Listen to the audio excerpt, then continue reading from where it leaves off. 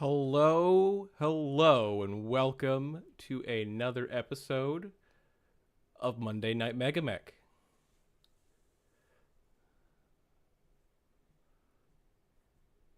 Tonight we're going to continue the adventures of the Emerald Cast Mercenary Company as they continue with a new contract. Last episode, we finished our contract with the Lyran Commonwealth in a garrisoning of...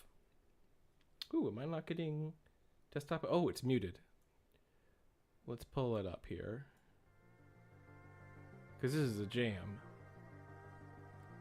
I think it was somewhere around here. Negative 25 decibels. Alright. This is a jam. Anyway. We finished up our contract with the Lyran Commonwealth with a garrisoning mission on the world of Cremond that was under assault from the Draconis Combine. Today, we are picking up with a new contract we took with the Draconis Combine in a scouting raid on the Federated Suns. Recon raid, not scouting raid, recon raid, which is approximately the same thing. Now, before we really get started here and review what we did last time, I want to make sure that I give a sort of official announcement. She's currently sleeping behind me, but I have a new co-host here for Monday Night MegaMek for the foreseeable future. Her name is Cheddar. She is a very sweet, very loving senior puppy. And she is probably at some point again today going to demand my attention. She's been fed. She's been walked. But she has needs. She is a senior puppy with bad vision and poor hearing. And sometimes she just wants to snuggle. So if that happens, well, she might make an appearance and she'll say hi. You'll hopefully get to see her smile. So there's Cheddar. Aw, she's a sweet little puppy. Last time on Monday Night MegaMek, we played two missions.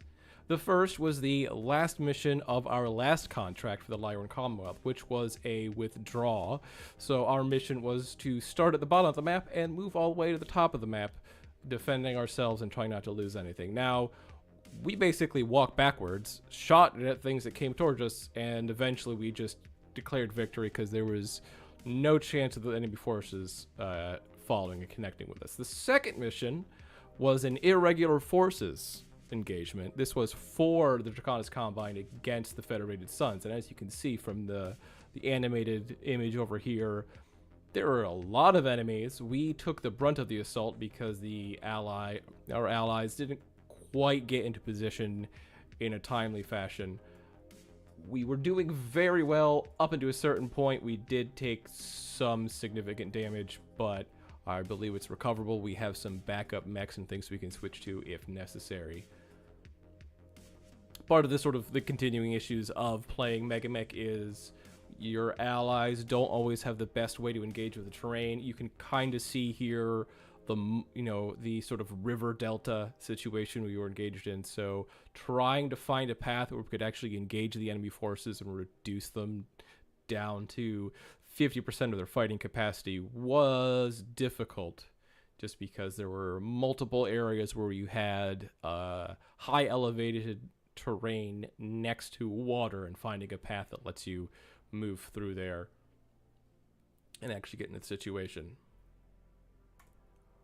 On to actual MegaMek. Now, last time we did the official update to 50.11, which is now a milestone release. So this is the current official downloadable normal version of MegaMek. There isn't a development branch to go on. So this is what they recommend everyone use. And I have to say, I'm really liking some of the changes. I really like the RPG elements and stats that they're kind of moving into MegaMek, and I'm excited for more of the A Time of War role-playing system stuff that they're going to be implementing here.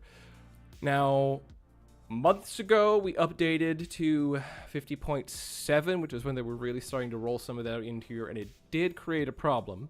I've updated the dossiers at the beginning of the episode. And I made a final decision here. So when we updated to 50.7, all of our mech warriors got a bonus to their piloting and gunnery based off of the new stats. So in a time of war, you have more character stats that were present in old versions of Mech HQ and MegaMek. So you have your dexterity, your strength, your reflexes, and what those do is once they reach a certain threshold, they give your bonuses to your skills. And because suddenly a whole bunch of our mech warriors gained stats that benefit their skills, some people jumped straight from, say, 4 gunnery, 4 piloting to 2 gunnery, 2 piloting, because their stats were pretty decent. And if we're going through and pretending to be a newer mercenary company that's working their way through and gaining experience, I don't like that I got this huge bonus all of a sudden. So I made the decision, and I've made one edit to the game here, which is that if you see how Irgun and Edith have gained a bunch of experience, what I did was give Irgun 100 experience because the was a 1 gunnery 1 piloting due to the bonuses here. So I brought him up to a 2 gunnery 3 piloting. Actually, I think I gave him 150 experience. Edith here, I did a similar thing. She is now a 2 gunnery 3 piloting. I generally don't like making my mech warriors anything lower / better. Lower is better in this instance. I don't like them getting any lower than 2-3.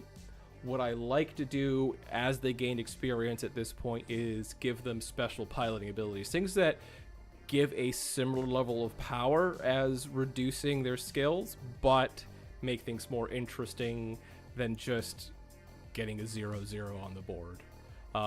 Once they have some more SPAs and some more interesting things that are fleshed out, maybe I'll upgrade them in a later capacity. But right now, when we're operating off under 1 primary lance, I don't feel like making them super elite. Like, Irgun was beyond elite. He was like heroic or legendary at a 1-1. So now, what this also means is that gives us a little bit more leeway as they gain experience to invest in not just special piloting abilities, but some of these utility skills and things that kind of are starting to come up in mini scripted and random events that I'm really enjoying coming through here and playing a Mech HQ campaign.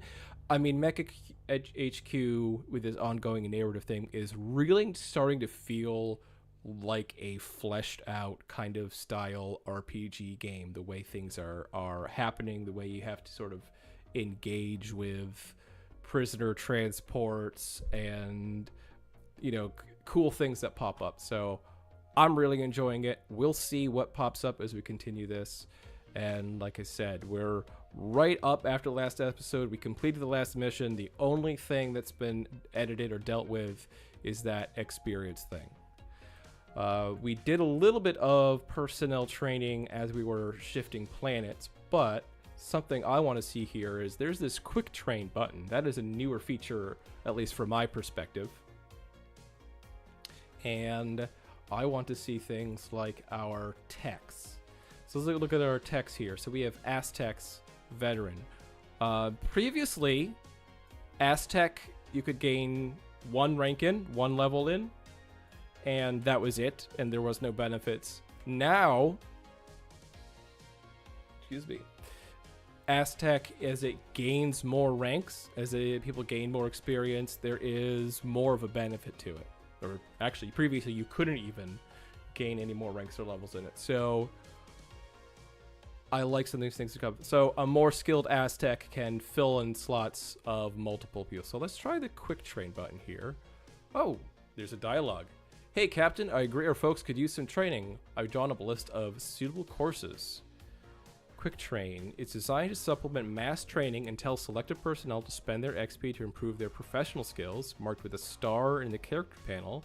Please see the glossary for full explanation of how skills are selected for training. Singular. Each eligible skill is improved once. Continuous. Skills are improved repeatedly until no XP remains. Interesting. Skills won't be upgraded if they exceed the character's available experience at the max level or push them past selected skill milestone, example green regular veteran. You can tell Mech HQ to run Quick Train at the end of each month automatically in Mech HQ options. You can tell Quick Train to ignore a character by right-clicking on the character, heading to flags, enabling Quick Train to ignore flag. Okay. Interesting. Alright, so can we select multiple people here? Right click.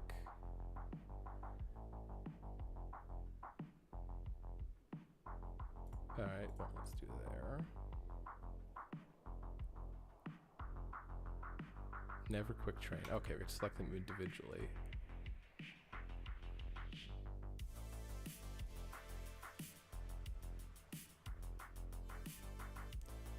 I will say, wish I could just select everybody and do this automatically. But I want to make sure. Claim bounty. Is there a bounty on her? Perform extreme expenditure. -1 wealth. Interesting.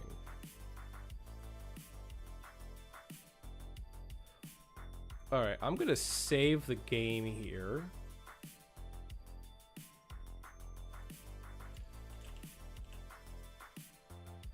Alright, saved. You guys don't need to see where I save all my files.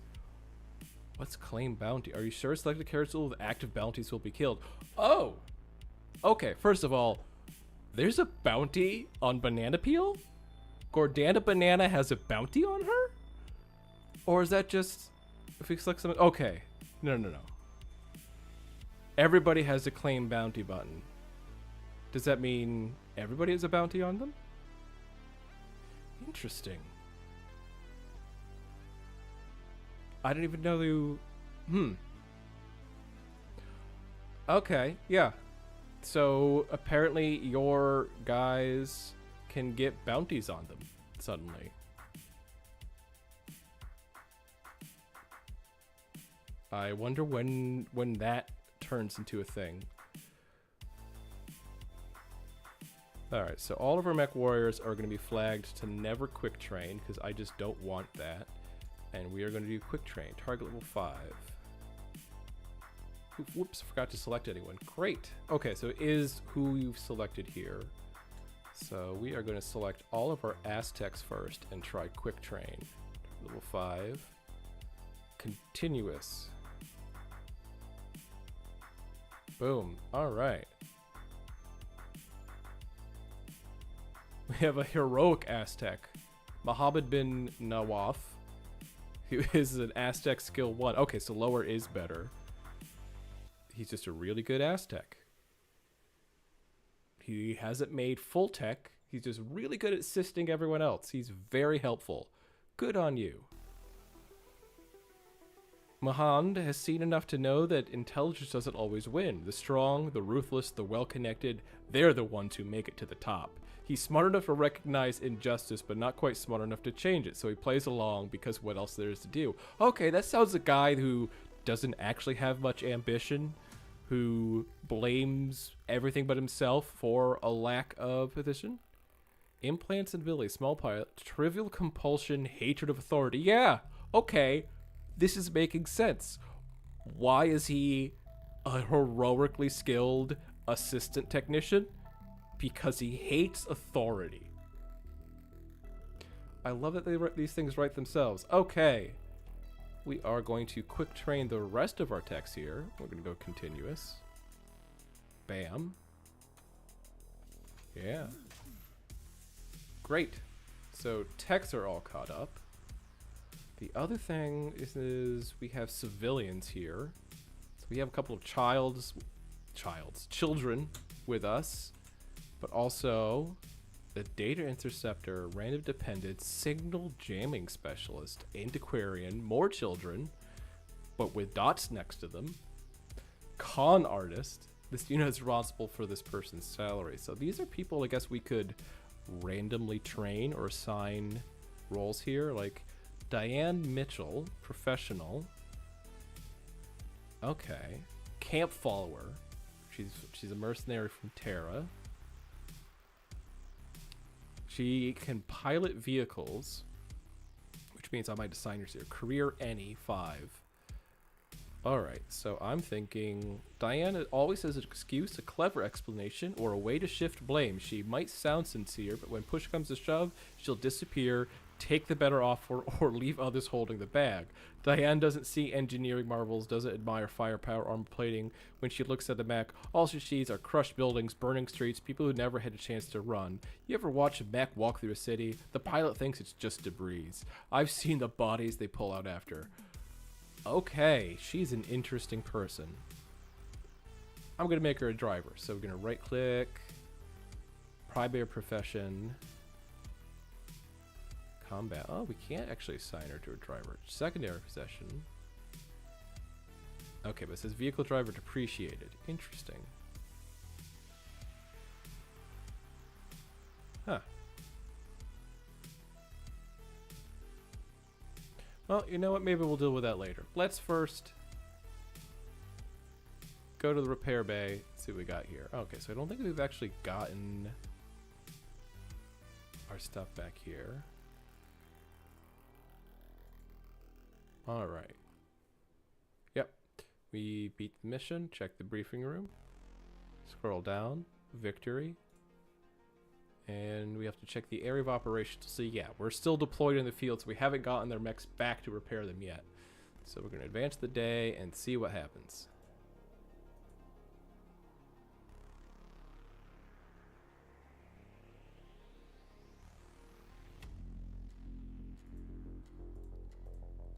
Yeah, it's processing, it seems, because nothing's changed. It's still the 9th. Shall we try again? There we go. Oh, now it's the 10th. None of the logs are changing. Oh, we're gone. Here we go. Now we have everything in the repair bay. I wonder why it's not showing anything in the activity log. There we go. No performance basis on the Buffalo hover truck.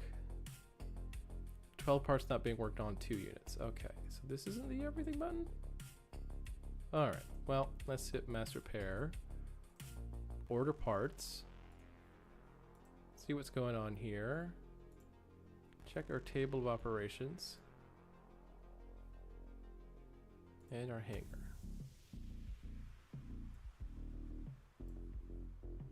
Alright, so, command lance. We have heavy damage to the Warhammer, and the Victor is crippled. Moderate damage to the Warhammer. Well, we just got the Victor. We just got it to Sherry because she is hopscotch. But I think what we can do to be ready for another mission is remove her and go to personnel, mech warriors.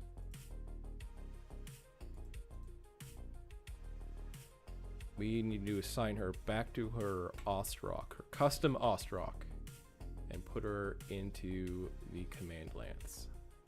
Boom. So we are, hopefully, we'll be ready to deploy soon as our techs repair things. No performance maintenance on battle mech recovery vehicle. Okay, let's go to the hangar.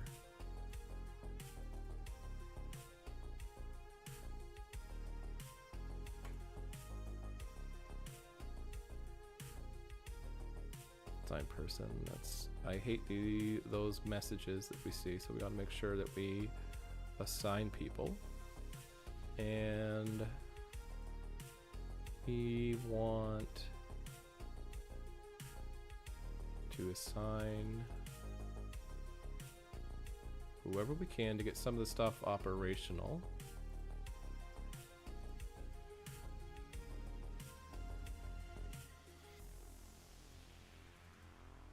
Okay.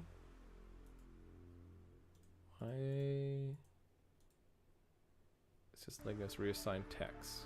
Okay. Do we not have... We do not want to assign Crew members. Interesting.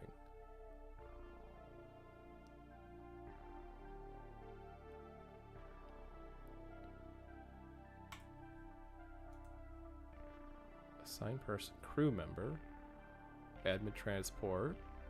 Do we have drivers? I'm curious now.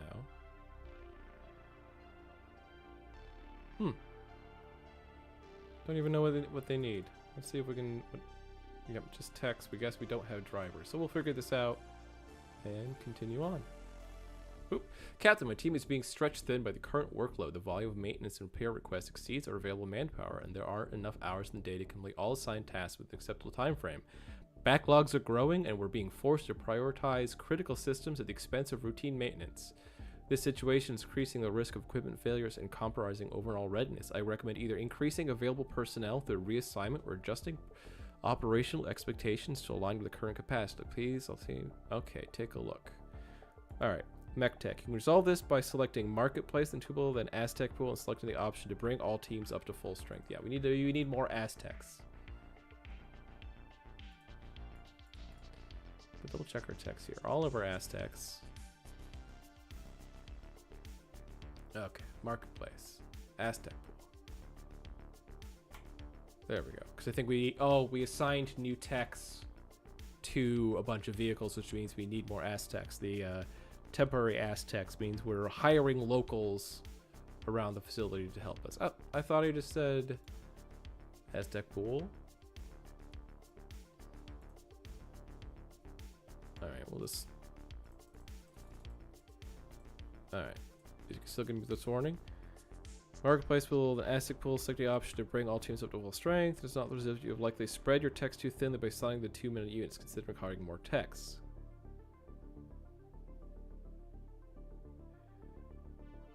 Okay. Alright, so we don't have enough techs. Alright, personnel market. Do we have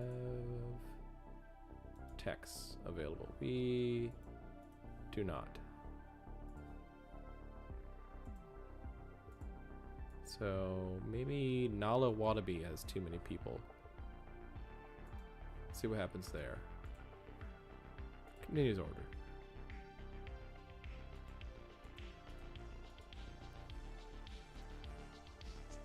We have to deal with that for a minute. Because we can't hire people right now. Deep raid in 3 days. How are you looking on the repair bay? Alright, so Warhammer is damaged. Still's lost its left arm. And that is Edith. And right now we have, in terms of reserves, an undamaged... Well, the Victor's Victor's not undamaged. That's a lie. And we have a longbow undamaged. This is the one we just customized, so it seems like it's totally fine. Fantastic. So we are going to swap out Edith in the Warhammer and give her... Where's Edith? Oh, that's last name. First name, Edith. Alright, get rid of the Warhammer. And assign the longbow. There we go. We have our new frontline forces all in tip-top shape. And we can go to the briefing room. What is the upcoming mission here? A deep raid. Ooh, an enemy dropship. Great. I want the longbow for this. This will do just fine. We have 3 days anyway, so who knows who's going to be repaired in 3 days. 2. Yeah. What's going on? The mash truck. Yeah, regular.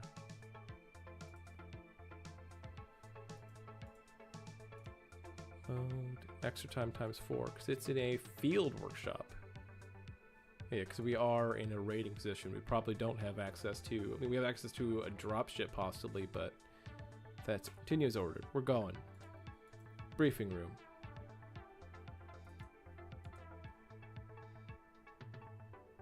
Oh, area of operations will do that. Deep raid.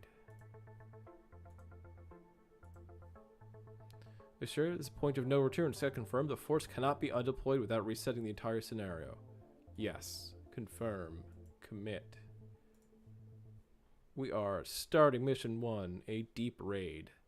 But let's check something here, because we got to remember to do this. The conditions. Terrain. Sea. Map. Sea. Coastal fort. Oh no. Full moon night. Weather light rain. Winds monoglare. Fog light 4. Ooh. Ooh. Yes, that's a nasty thing. We have 0 rerolls. Why do we have none? That used to be tactics or strategy. What gives us the rerolls? Get a gun. You're in command. You should have us able to do rerolls, because that looks horrible.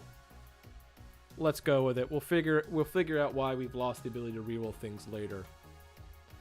Alright, we've identified a vulnerable enemy dropship deep behind enemy lines. This is a rare opportunity to eliminate a key enemy asset before it can escape. Your mission is to destroy the dropship before it can lift off. Expect rapid enemy response forces as the enemy scrambles to defend their asset. They're using the word enemy a lot in this. Like 2 times a sentence. They will attempt to delay and stall you long enough for the dropship to achieve liftoff. Speed is critical. Push through their defenses, disable or destroy the dropship, and exfiltrate before enemy reinforcements overwhelm your position. Now, you can't actually disable the dropship.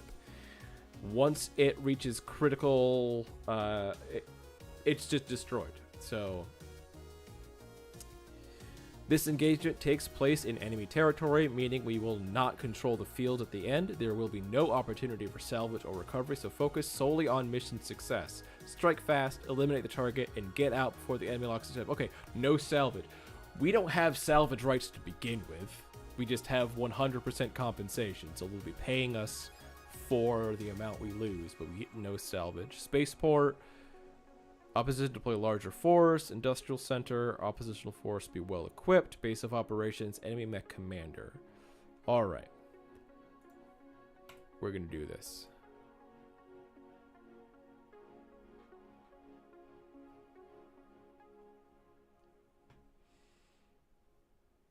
Waiting for it to load.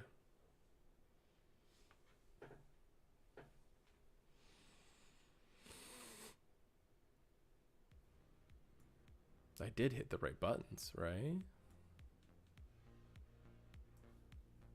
There we go. Just taking a second.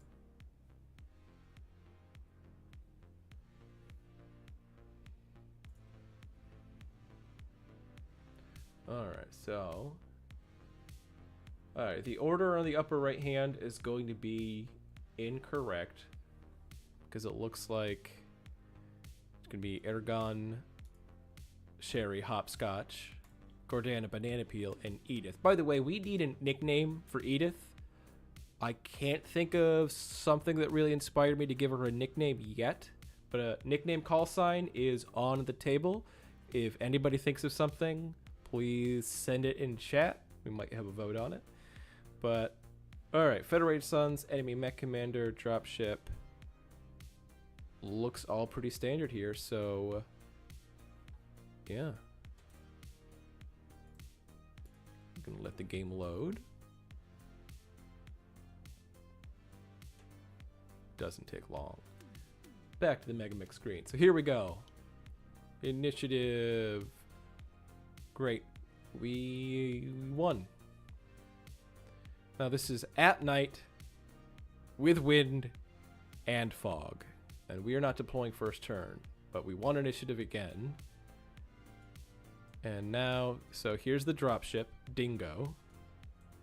Let's take a look at the enemy. So Dingo is, excuse me, gunnery 3, piloting 4 with lots of guns. Okay, so that is kind of scary. We have Wellspring, Antelope, Clueless, Burlap, Command, Postman, Smudge, Nighthawk, Aviator, and Jock. I love the random names. I love them so much. Nothing like what was it, Martini? That we got last time as an ally, but okay, Wellspring, 3-4, Antelope, 3-4, Crusader, Standard Crusader. That might be a target here. Shadowhawks are kind of meh. Clueless, and an archer. 2, 3. Oh, goodness. Oh, goodness. Those LRMs are going to be terrifying. Okay, I hate Clueless. Why is Clueless an elite pilot? Makes no sense. Burlap. 3, 4. Command. Wait, Burlap, what is that? Is that an enforcer? Yeah, enforcer. Command is a Centurion at 3, 4. Postman. Warhammer, 3, 4. Jock. Another archer. This one at 3, 4. Less terrifying. Smudge. Smudge is in a Wolverine, 3, 4. Aviator, also bad name for a Warhammer. Like, Aviator is not really a mech warrior nickname. Doesn't make much sense to me. But Aviator in the Warhammer at 3, 4. And Nighthawk, we have a second Crusader on the enemy forces, and Nighthawk is a 3, 4. So just about everybody is 3, 4, except for Clueless, who's a 2, 3. 2, 3 is going to be terrifying. But all we have to do is destroy Dingo. Dingo, also, is that the call sign of the pilot? Is that the nickname for the ship? Did someone decide that the name of their dropship was going to be Dingo? But there it is, Leopard. Dingo, that's the thing we need to kill to win. Alright, in which case we have our allies, a battle master named Cavity, who's a 3, 4. Nice. Circle, a Wolverine, Ruby in a Rifleman. This is the heavy Rifleman. AC-5 large lasers. Okay, you've got some range. And Pit Stop in an Awesome. Fantastic. Awesome. Literally awesome. And we want a good position to shoot at the dropship from. Now, dropship seems to be somehow in a bunch of buildings, and the buildings aren't just destroyed. Kind of an impossible situation, but line of sight. Ooh, what does it say here? Visual range 15. Normally it'll tell you dropships are normally like 5 levels high, so I'm curious what angle we can see it from, because I'm looking at these woods here as possibly one of the best spots to shoot at it from. There's going to be really 2 good positions to try to shoot at this dropship from. The first is going to be heavy woods. Like, dropships just have a stupid amount of guns. I think coming in from the rear and getting this angle, I don't know if I can actually display it here, but can we view the Leopard here? Can we go to the weapons? Will it display? Yes. So, nose arc in the front. Lots of guns in the nose arc. We have left side. Okay. You have right side. Lots of guns in all those directions. Not a lot of guns on aft. So, hopefully it can't turn around, and hopefully we can come and approach from this angle. Use these woods to our advantage. We're not going to be able to get partial cover, but these woods and depth 1 water. Now, water isn't going to give us as much cover as the heavy woods, but it does mean any shots that would hit our legs get sucked into the water and don't deal damage.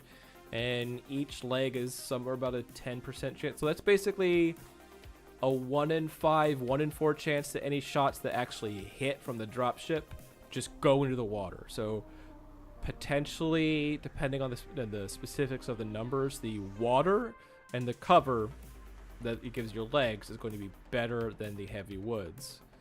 So we definitely want to go into this direction.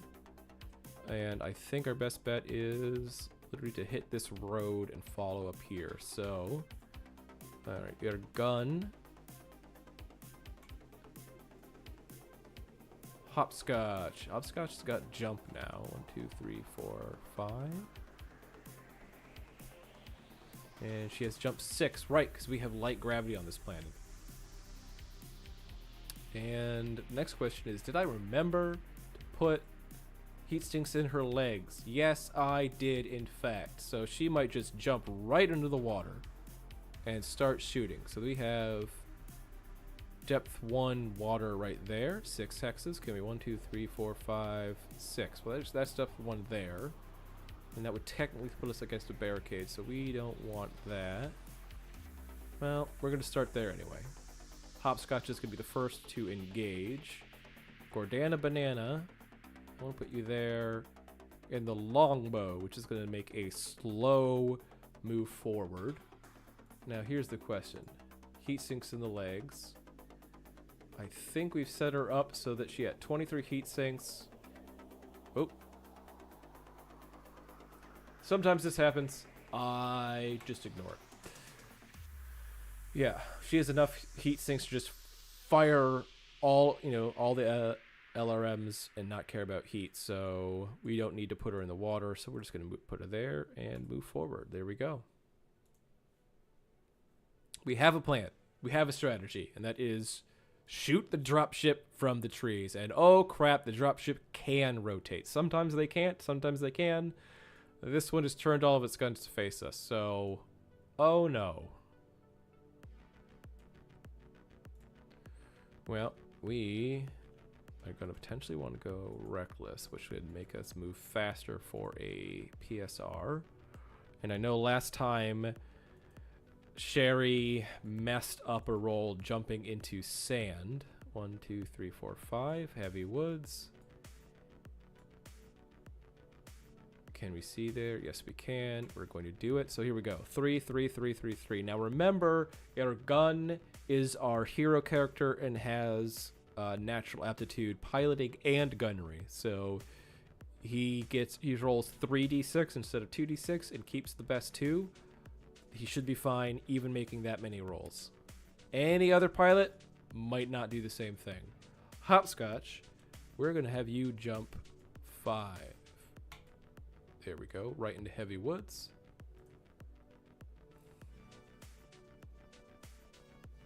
All right, another thing to note is this little outline here. You can see my mouse.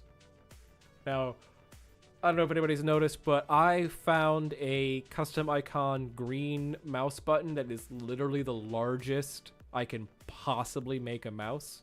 The only way to make it larger in terms of icon size is to artificially increase it, and weirdly that shows up on my screen, but not on OBS.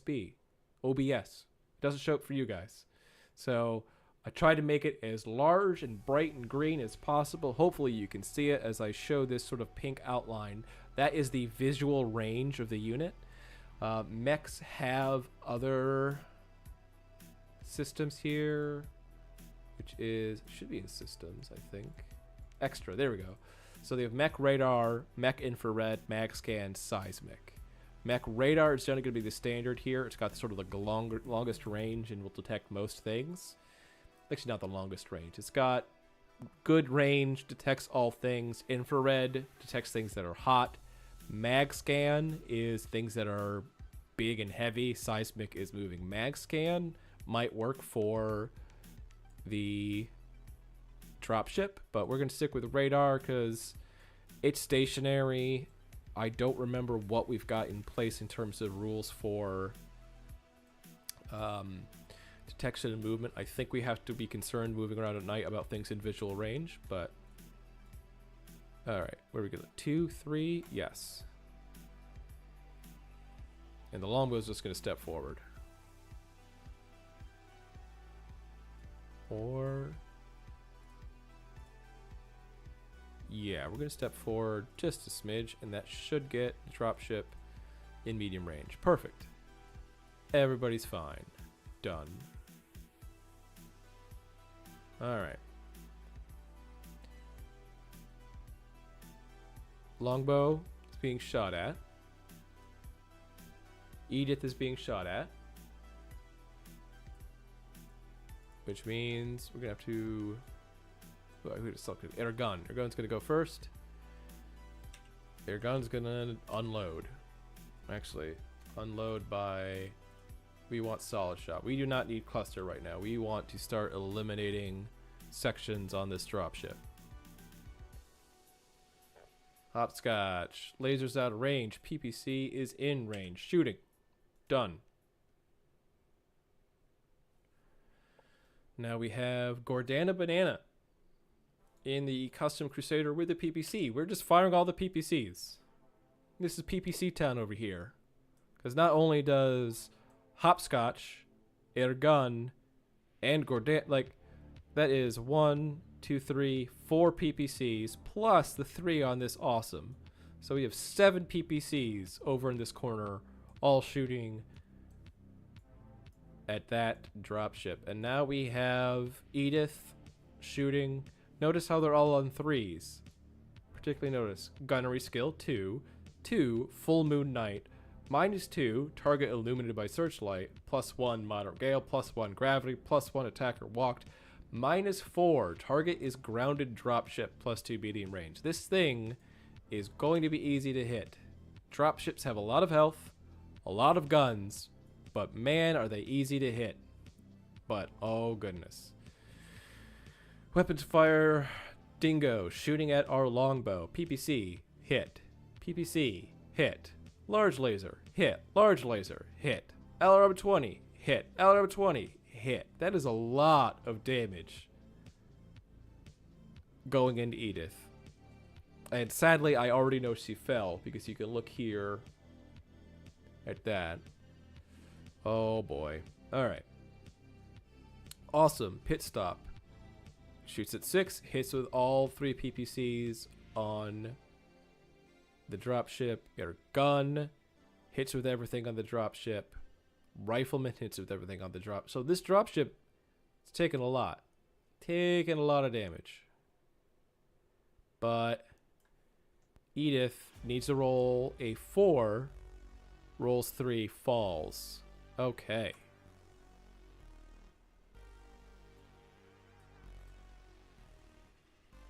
Alright, we lost initiative. I don't think that matters all that much. I don't think... Yeah, we're going to do the whole trick we've done before of letting our allies move. Good. The dropship as rotated. I don't think there's any way we can take advantage of that in terms of firing arcs, because this is the front arc. We can't move out of it. And the left side is also there.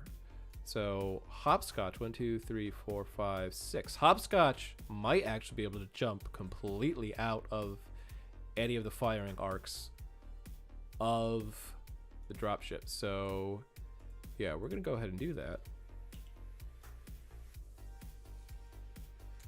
It's gonna cross PSR on 3. We're doing it. We got a gun, reckless.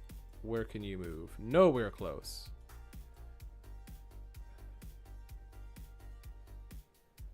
Alright, we're gonna move you.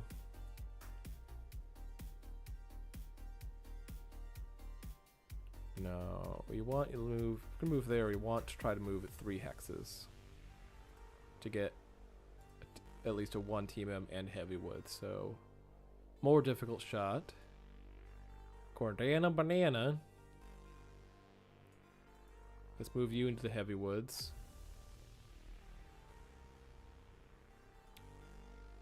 And our lovely little longbow, which went from a full health bar to that. This is an assault mech. This thing is durable and caked in armor, and 1 turn of shooting from that dropship brought it down that much. Right? See, look at all that. Each square is about 5 armor. That's not good. That's really not good.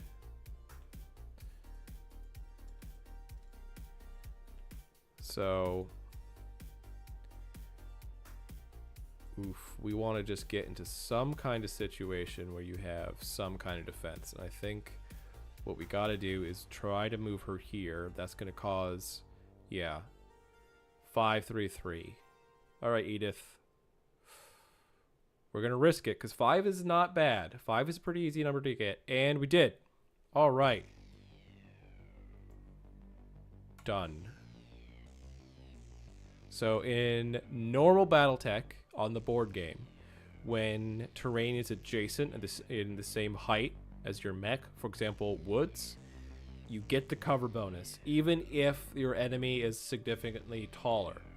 So this heavy woods is in the line of sight path from the dropship to the longbow. So we should get the... Actually, no, we won't. We'll get the light woods. Because if you draw the line from there to there. It doesn't go through the heavy woods, it goes through the light woods. But light woods is still better than nothing. And if you look, okay, actually that's the attack line from the awesome to Dingo. So you can close that and just start making shots. So, your gun, shoot the leopard. Ooh, right, we got our torso twist first. Leopard, shooting everything again, done. Hopscotch, you are moving out of the firing arc. Okay, notice the dropship is now shooting everything into the awesome pit stop and not at our longbow. That's because that heavy woods makes this longbow the worst target, and Princess is going to be shooting at, generally speaking, the better target. So by getting those woods in the way, in the path of fire, we have potentially saved Edith from another just death blow. And I don't feel particularly bad because that awesome also has a ton of armor. Alright, so we've got Hopscotch. Hopscotch jumped and only has 7 heat to play with. So we are going to fire a whole bunch of the medium lasers. We're going to overheat a little bit, but it doesn't necessarily matter that much because we have woods, we have jump, we can hide, we can move out of the firing arc of the dropship with Hopscotch. So this is good. Next is Gordana Banana. Just fire that PPC, baby. That's the one thing you got to do. And look at all of these lines coming in at the dropship and our opposition forces. This is a scary bit. Is far, far away, blocked by horrible terrain, by fog at night and buildings. So we're not likely to really see a lot of threat from them. And if we destroy this in this rapid response engagement, we win. So this could go very well in our favor. And Longbow wants to torso twist left. And yes, fire the LRMs. Done. Here we go. Pit stop. Hit, hit, hit. Oh no, rolls a 2. Hit, miss, hit. And notice, oh goodness, takes 10 damage to the right side. 20 armor remaining on the right side of the leopard. Sadly, a lot of us are on the left side, so I don't know if that's going to cut it. Alright, our gun hits with everything. And we have 120, 108, 110. Our ally, the Awesome, takes a lot of damage. But there's a split fire. The enemy dropship Dingo also shoots at the rifleman with some of the weapons on its various arcs. If you look, the right torso of that Awesome has 1 armor remaining. Rifleman returns fire, does not hit any of the weak spots. Alright. Hopscotch shoots, hits with everything. Nothing hits a weak spot. Here we go. Wolverine, 12 armor remaining on the right side. And we don't have a lot of other shots coming in. LRM 20 needs 5, 16 missiles, 5 armor, 0 armor remaining on the right side. Ugh. So close. So close. We got 0 armor on one location, and we just got to deal a little bit of internal damage to destroy that thing. If you look here, look at that. That right side, all of that red. Almost gone. Doesn't take a lot now to destroy. We have no actual physical attacks. Irgun can technically kick the dirt in front of him, and Hopscotch can kick the road. MegaMek lets you try to do these things, but also just no. I think this is going to be the last turn. Anybody just gently pings that dropship on the right side, and it is probably going to fall. We lost initiative, but it doesn't matter all that much. All we need to do is see the facing of that dropship. So we're going to skip, let our allies move, get into position, and hopefully see where the dropship ends up. We do not yet. Alright, Airgun, I think you're going to be fine to not move. Ooh. Oh, right. So if you see these caution symbols, that tells you that the building, the construction factor, which is the CF53, if you see it in the text there, that means that is the maximum weight that building can support without collapsing. And because Hopscotch is in a 60-ton Ostrock, they're gonna use sand attack. Yeah. Yeah, the 53 means that Hopscotch can't jump on top of the building. Alright, Gordana Banana, you can stay still as well. No reason not to.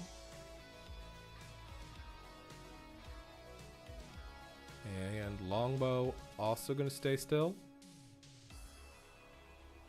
We have not seen where the dropship has ended up yet. So you'll note, see how the text, we'll zoom in here. The text for the enemy is bright teal, which means it has not moved yet. Because you'll see on our units, the text is all grayed out. That means they've moved already. So the dropship has not moved. It can still rotate and move Hopscotch into its front firing arc.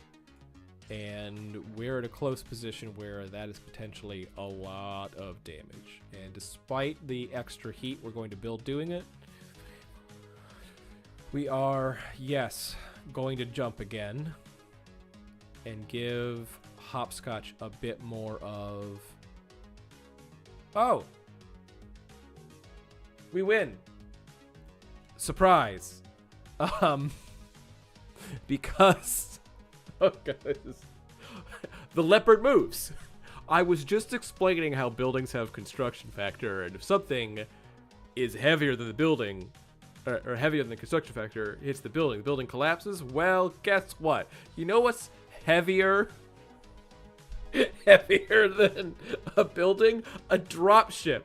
So what happens here, pardon me hitting my microphone, is the dropship moved through a building and crushed it. Heavy building number 23017 is crushed for 150 points of damage at level 0. 0 construction factor remaining.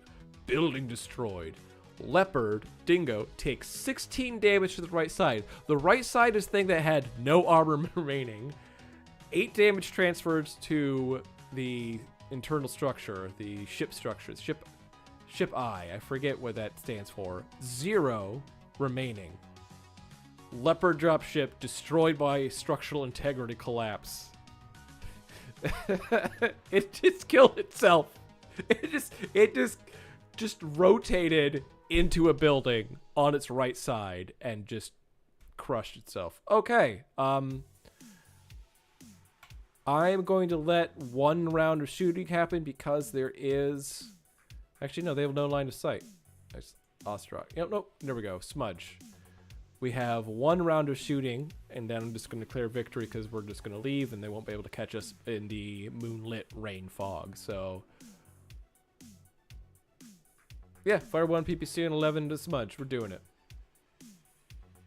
And I don't think we have any other targets. So, air gun, you can't see. You can't see. Longbow. You can't shoot anyone either. Fantastic. We just won from the dropship destroying itself. This immediately after... There we go. Assure boss. Phil, the dropship pilot, decided today was a barnstorming, hot dogging kind of day. Yeah. There we go. I'm hitting slash victory. And we're getting out. Oh, does it not? Oh, I gotta skip this unit. We skip all phases, and it should be just victory right now. Yep. Done. Put up the pause screen here while I save files and whatnot.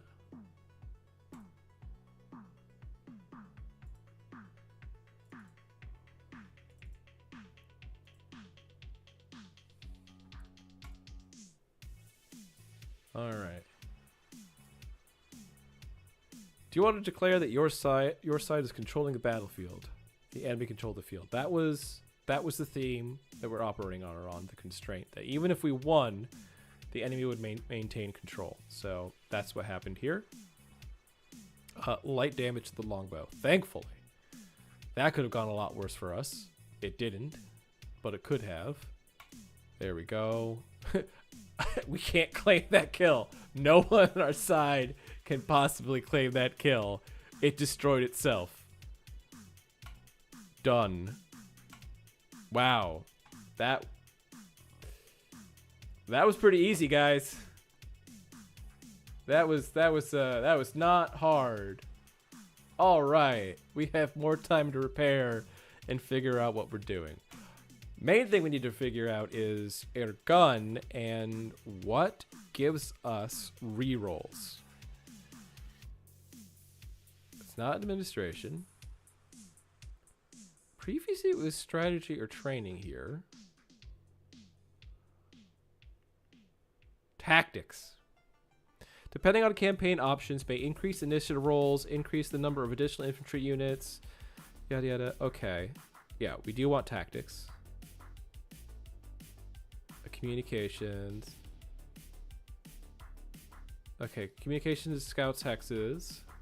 Perception. Okay, patrol combat teams, sensor operations. I do really like that a lot of the stuff has gained some kind of thing. All right. Okay, these can all be used by patrols. Tactics any. Tracking. Alright, so we definitely want tactics. We definitely want to be able to... Yeah, that gives us an initiative bonus. So we are gaining tactics. And... Spend experience. Current skills utility. Leadership may reduce turnover target number. Great. Strategy. Reduces the arrival time of reinforcements. Tactics.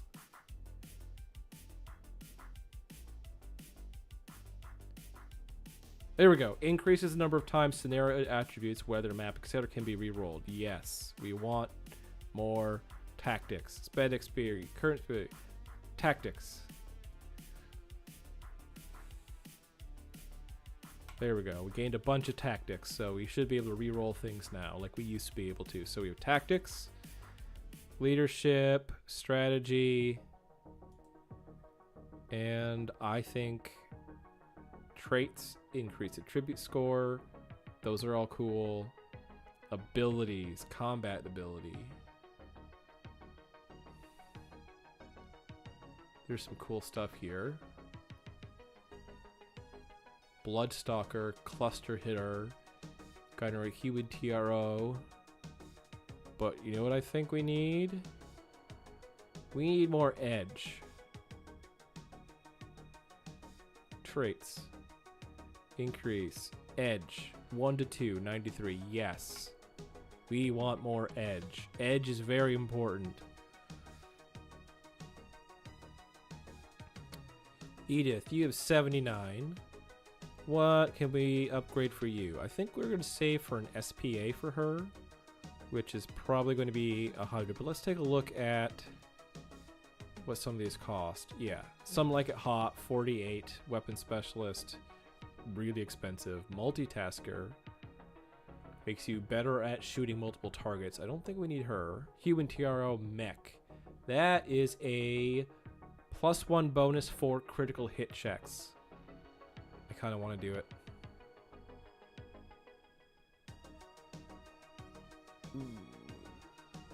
Edith. Edith is kind of our sniper. Ooh, range master, long, medium. Yeah, because normally she's in the Warhammer or the longbow. I think having her as secondary position as a dedicated fire support and working on range master would be great for her. So range master long in most... It really works well in MegaMek. Now what that will do is it swaps the penalty for short and long range, meaning you'll shoot long range at a no penalty and short range at a +4. So if things get close, it starts to suck. But because in MegaMek you are often playing on massive, huge battlefields, it is a lot better in MegaMek than it is in most actual games on paper maps, because some of these maps you play on a MegaMek would require massive tables to use. So, like, way more play space than most people bother with. Yes, I know. I need more text. Ah! Soon E. Kim gave birth to a baby boy, weighing the procedure. Fantastic news. I'm glad the baby and her okay. So somebody on our team just had a kid.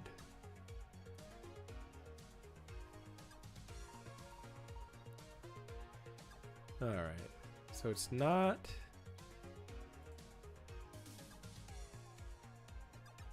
Yeah, it's not Aztecs. We can allow overtime. Who is overassigned?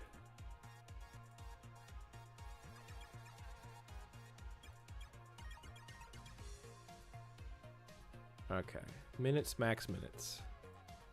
Scott, the mech tech, has room. It's our mechanics that are overbooked. Need more mechanics because I think we brought in a whole bunch of stuff.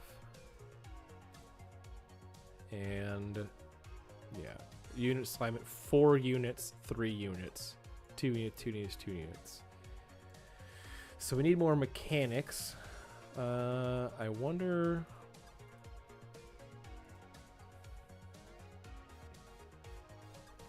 Admin logistical, yeah. Doctor, medic, admin.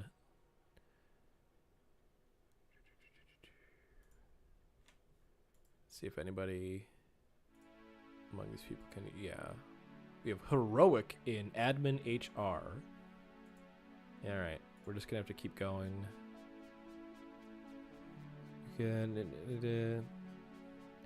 If you accidentally suppress this warning, you can re-enable it in Mech HQ client option. Yes, because this is getting annoying, and we can't hire anybody. We can't hire anybody until this contract is over and we're off planet. So we're just gonna hit the button. The child just born will be the one to challenge your gun for command of the company. Sure, boss. Yeah, you see way into the future. This assumes their gun lives that long. Their gun's a clanner. He doesn't want to live long enough for a baby to challenge him when he's already 20-something. Mash capacity 1/0. We were given a mash truck. It took damage. How did it take damage? No. Restore unit. No. It could not have taken any damage. And we're also going to... Setmate assigned to 4, assigned person, mothball, change site, repair status. Yeah, no, it's fine.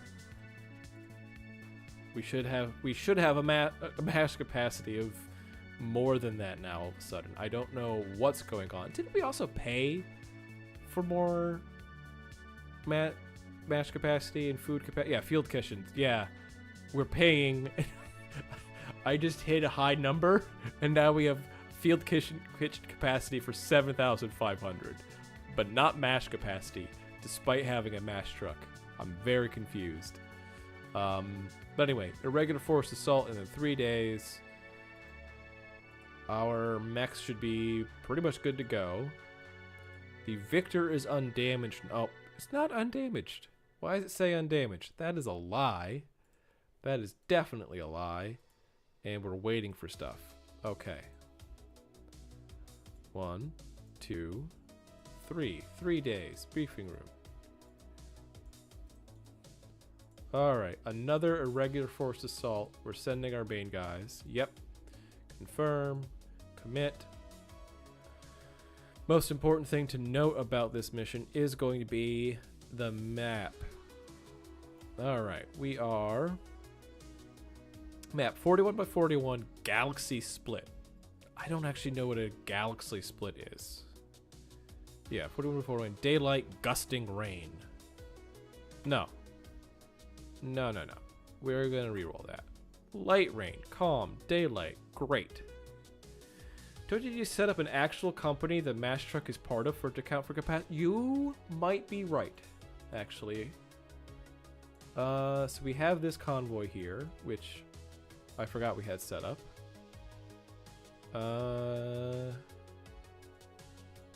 We are going to add some stuff to our convoy. Including the Buffalo hover truck. Yeah. And the heck with it. Let's add it there. Let's see what that changed. Changed nothing. But that's okay. Because we're off to the next mission. Regular Force Assault.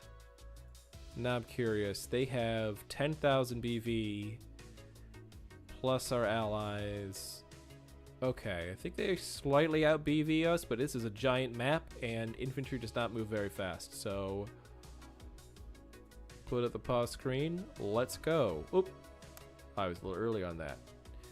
Hostile infantry and local insurgents are being reinforced by frontline enemy units, creating a growing threat in this sector. If left unchecked, their combined strength will destabilize our operations and undermine our control of this region. I mean, now think about it. This is a recon raid, so we are making a raid on a Federated Suns planet. So this is garrison forces and potentially just random civilians or militia members. You know, like this is planetary militia, planetary guys with guns joining the actual garrison defense forces. So in terms of a narrative concept, this makes sense to have a recon raid go up against this. So boom.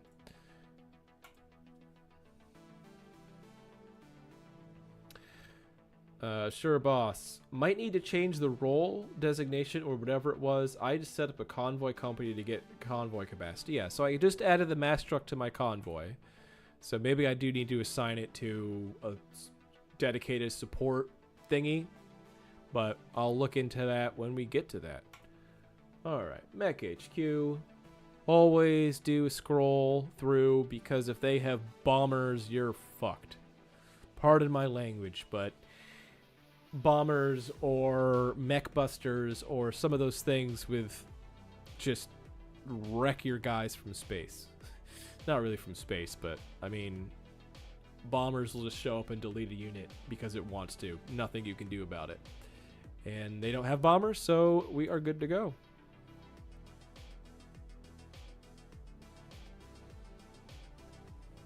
Here, let's move this up so you guys can see the buttons on the bottom.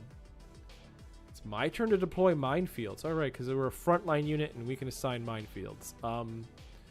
No, I don't care. None. No minefields. We rolled a 12. Yay. Yeah, see, we have +3 command because we just got the tactic skill. So we are back into a position because we had the tactic skill in a previous version of MegaMek. All right, it's your turn to deploy, but yeah, we'll look at the enemy in just a second here. So let's take a look at again. We are at another irregular forces mission with lots of frickin' water, and we need to find a way to actually get to our enemy, which is probably going to be over on this side. Because if you look, this area here is in a canyon. This is not, so this is safe to traverse. Note how there's sand in a very similar position and layout to the last map we used. This is not identical, but my gosh, is it similar as this. We have this sand canyon in between continents with a little island with lots of trees on it. Wow. I mean, I can pull up the mini map. Hold, you know what? Yeah, we're going to do that. Okay. We're going to... Give me a second here. Last time...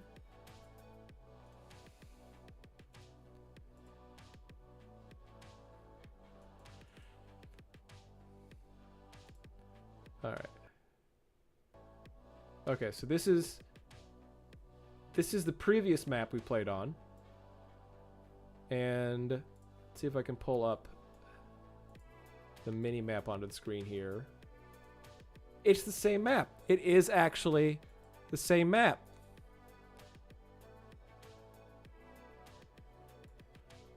Okay. Same mission. Same map as last time. This is a unique, because normally these are randomly generated, but this is exactly the same. Okay. So we are just gonna deal with this.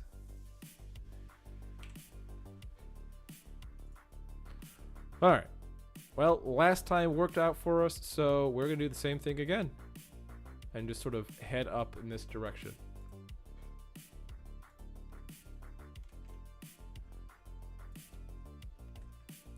Although this time, Hopscotch is not in the Victor that's going to jump into sand.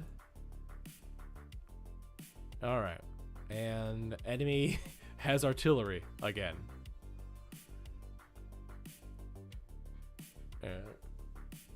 Shatter's still sleeping. All right. Air gun, you're going to run forward.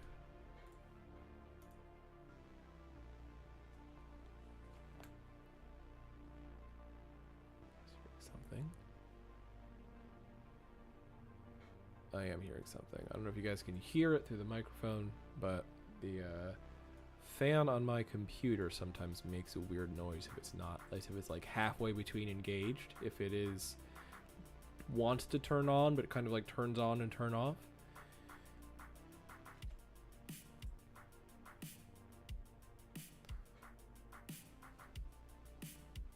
Alright.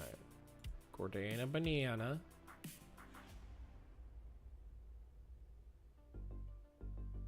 Alright, so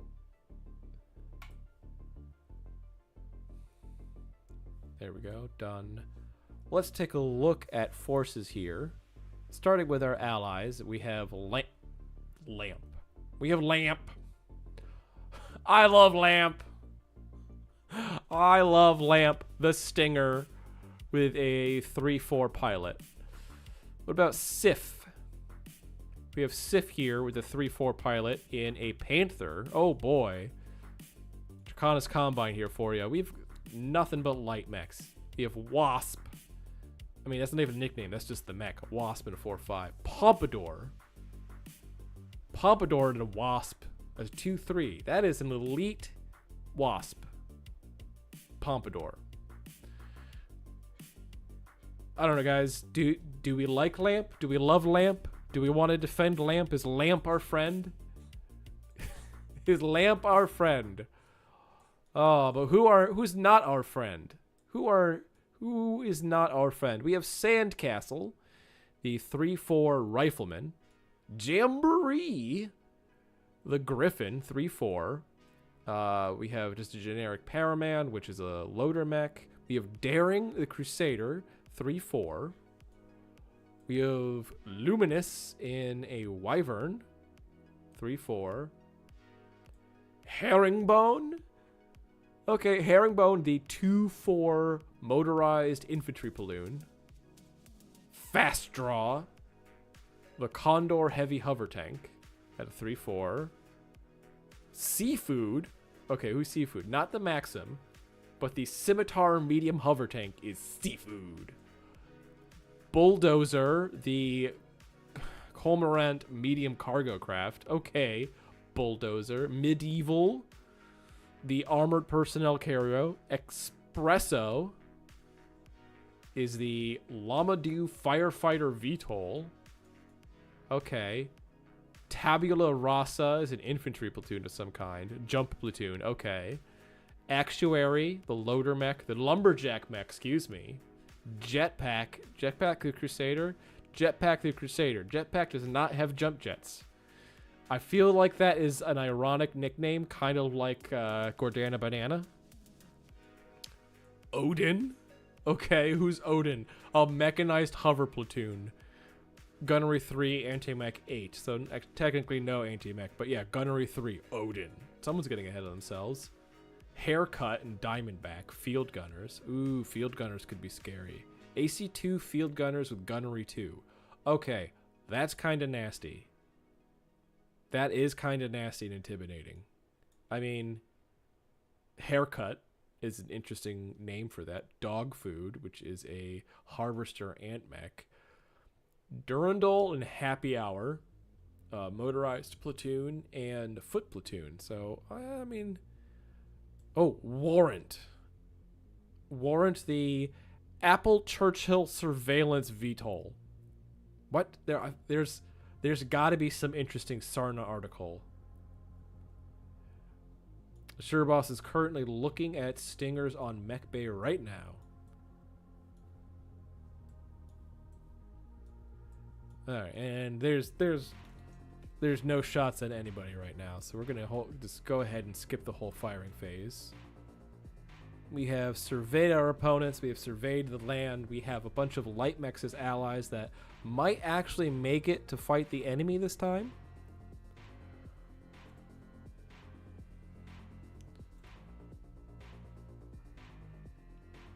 So much as we don't actually want to get in close to the enemy, a stray artillery shot from their own artillery could wreck a lot of their forces. So risk reward situation there. All right, you got a gun. Where do you want to go? I'm gonna say this kind of hill right here in terms of, you know, partial cover. Levels 3 next to level 4. There's no level 5, so in theory that would provide a kind of clear line of sight to just about everything.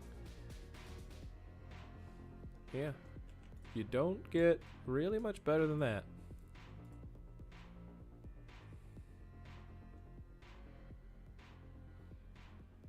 Alright, who's next?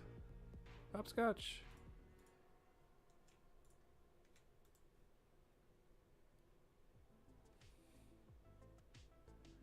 Alright, Gordana Banana. Yeah, go right ahead.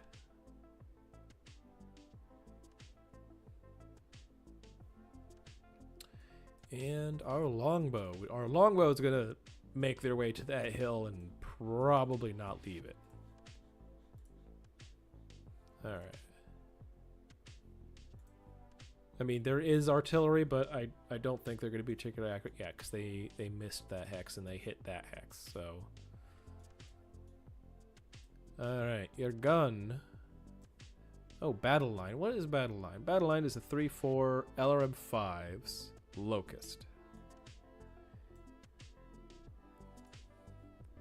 Guns. Your gun, your only shot is 10s on Warrant. Sure. We'll make that shot. Oh, I don't know. I guess technically you can shoot at this mechanized hover platoon. What is that on? 10s as well. So, no guns, no guns. Has guns. Alright, shoot at the thing that has guns. Oop, there we go. Done. Alright, Hopscotch. You can shoot at Warrant with your PPC. On 11, sure, you won't overheat. Gordana Banana. You also can shoot at Warrant on 12 and you won't overheat, so may as well make the shot. Longbow. Do we want to waste ammo on these things? I mean, you've 24 total shots.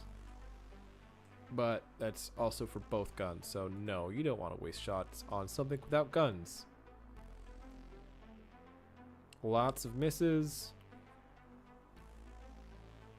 We get one hit on the hover platoon there and a bunch more misses. So, yeah, nothing particularly interesting. Uh-oh. Tactical Genius Report. Huh? I've never seen this before.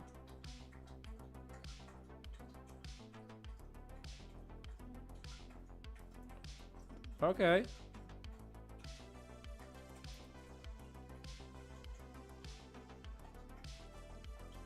Alright. Sure, boss. Haircut Squad is called that because that AC-2 probably punched through a cockpit and headshot the pilot at least once. Makes sense.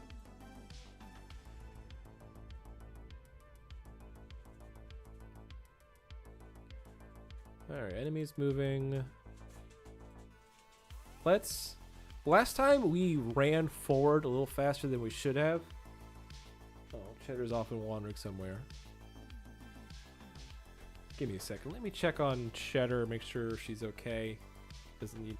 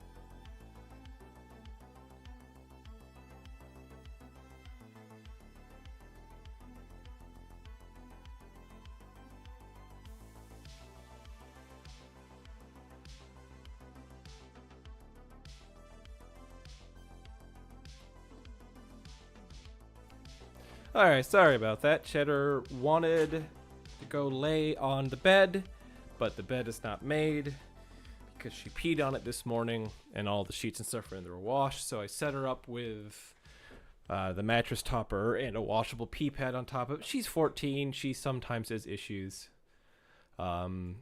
She's regularly sees the vet and is taken care of, so it's not like this anything else. It's just, you know, sometimes when you're older, you can't control your bladder as much for people and dogs. So there are washable pee pads in her pen, on her beds, on my bed. This morning I went to feed her and then take her for a walk, but I should have taken her for a walk and then fed her because after she ate, she apparently moved from her bed to my bed and peed. Life with a senior puppy. Anyway, where were we? We were trying to kill people.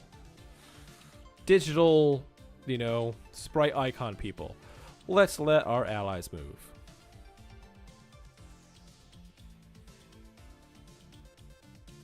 Now, there's a very good chance when Cheddar realizes I'm not in the bedroom with her, she'll come back, and I might have to cuddle her for a minute or something. We'll see.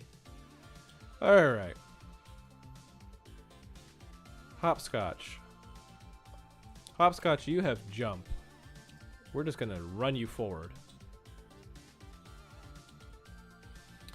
Alright, Gordana Banana. You are the only thing with machine guns. So we are also gonna move you forward, but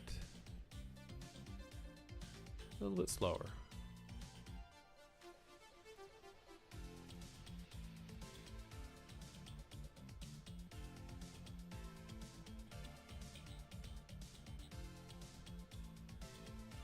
Alright, Longbow. Longbow wants to get on this hill and then not move. Unless artillery makes it move. Okay, yeah, so needs 10, rolls 6. And we can see we're targeted here. It targeted that and hit that, but 10s... Well, 10s kinda mean it is likely to actually possibly hit something, so we might not get that much time up on this hill before we have to worry about artillery. So, alright. Time for some shooting. And, alright, so if you look at Actuary here, it's a lumberjack mech. It has a chainsaw. If you look at dog food, it's a combine. So those are civilian harvester sort of industrial mechs. And those aren't really worth shooting at right now. We have the 2 scout VTOLs that are completely unarmed as possible targets, so those are no. We have our allies running forward and this whole mess of actual combat capable enemy force running forward into this just to engage the squad of light mechs. So this is the point where I want to... They did this. 100-point force displays. Bots command. Yes. All right. We change the bot behavior. Maneuver. Disperse. Tight formation. Loose formation. Hold the line.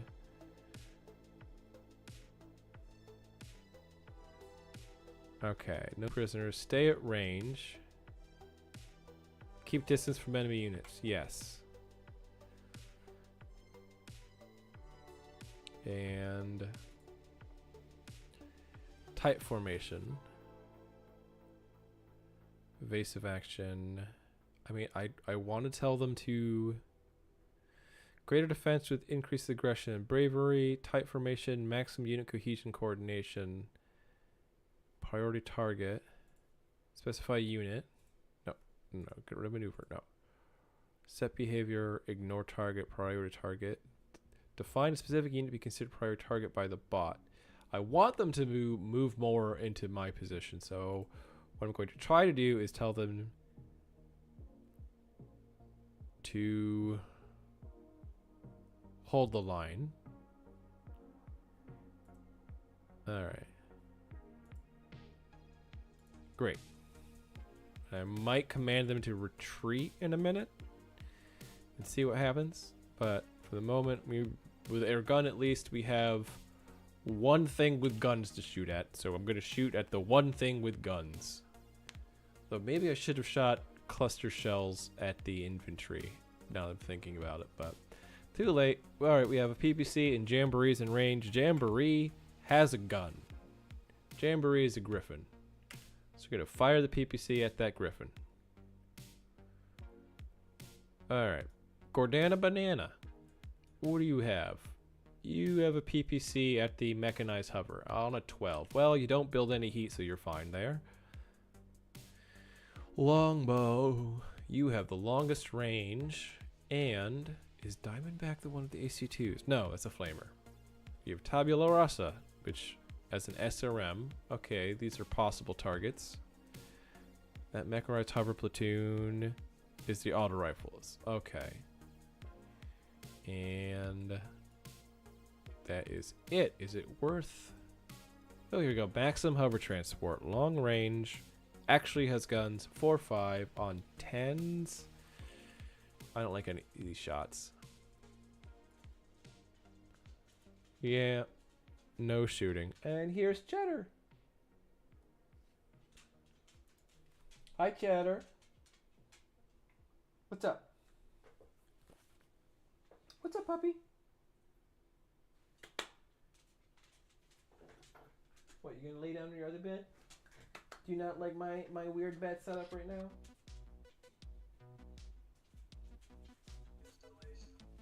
You gonna poop?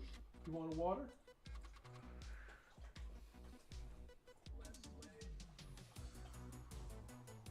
Alright, anyway.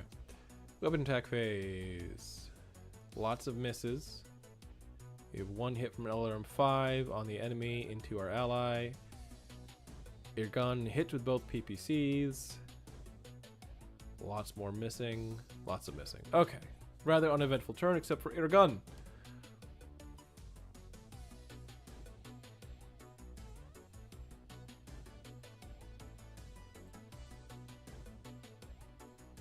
Alright. Artillery shot. Alright, let's let our allies move again. Or actually, we should move because we have two easy moves here. Which is that. And our gun not moving.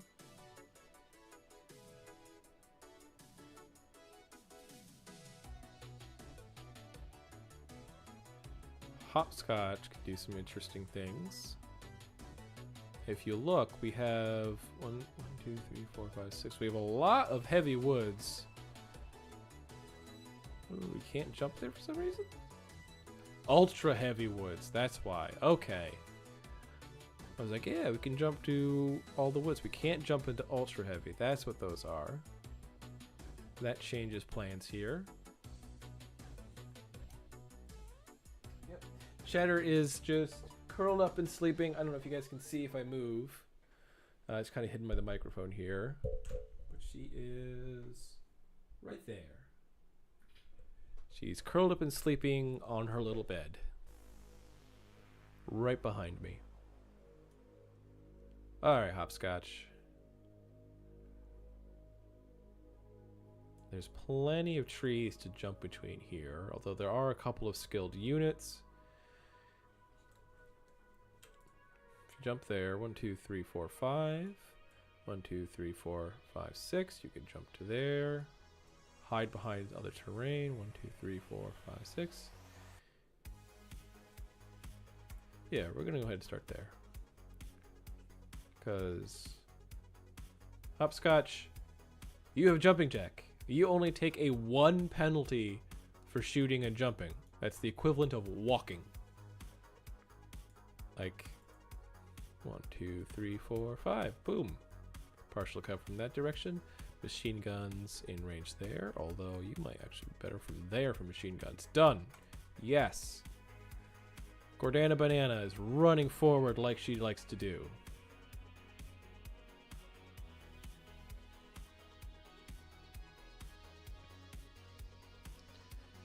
Alright, we're all good here. Oh boy, nope. Scatters into the hex. Where did it actually land? Oof.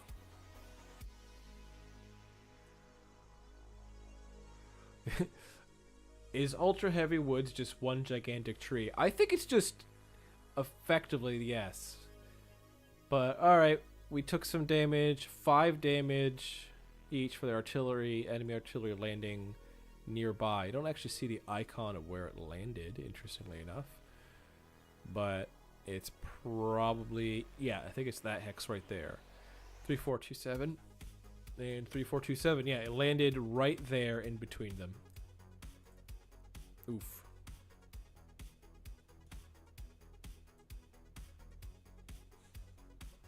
All right.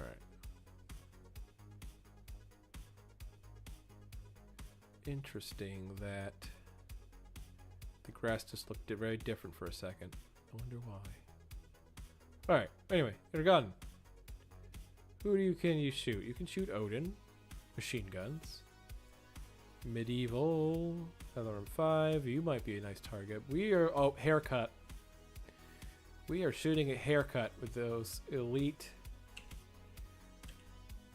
We're shooting cluster, because I think cluster will be good. Done. We have a primary target there. Alright, we have machine guns here.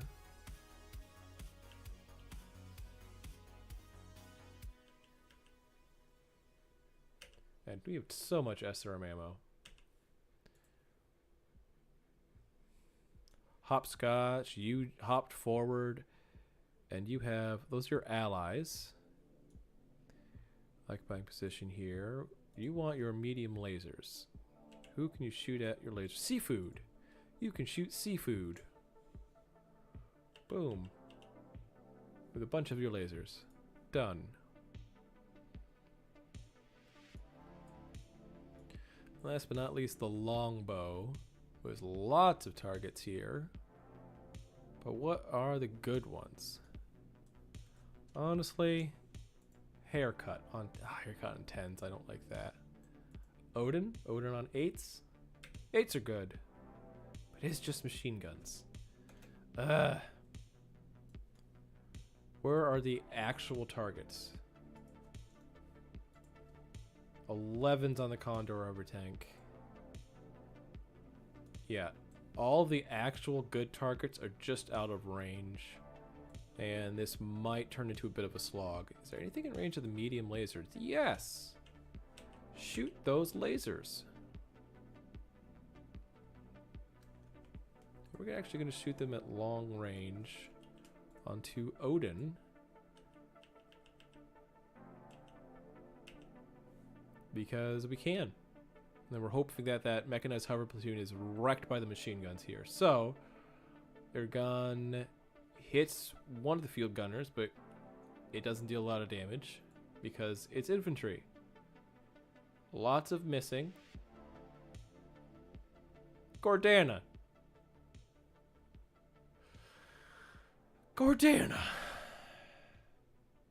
Needs a 7, rolls 6. Needs a 7, rolls 5. Needs a 9, rolls 7. Needs a 9, rolls 6. Needs a 7, rolls 6. Needs a 7, rolls 6.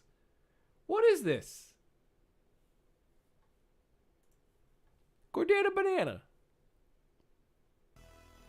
What is this block of numbers here? 6, 5, 7, 6, 6, 6. You're a cursed banana. Alright, lots of missing. Hopscotch gets hit by an SRM-2. Glancing blow. Hits with 1 missile, 2 damage. Their gun gets hit by a glancing blow from an AC-2. But hits cover, so it doesn't matter. Lots and lots of missing. Couple hits from medium lasers on infantry. Alright. Elron Private Hopscotch needs 10, rolls 12, 3 missiles hit, takes the hit to the head, rerolled with edge. So, Hopscotch, you've lost your edge.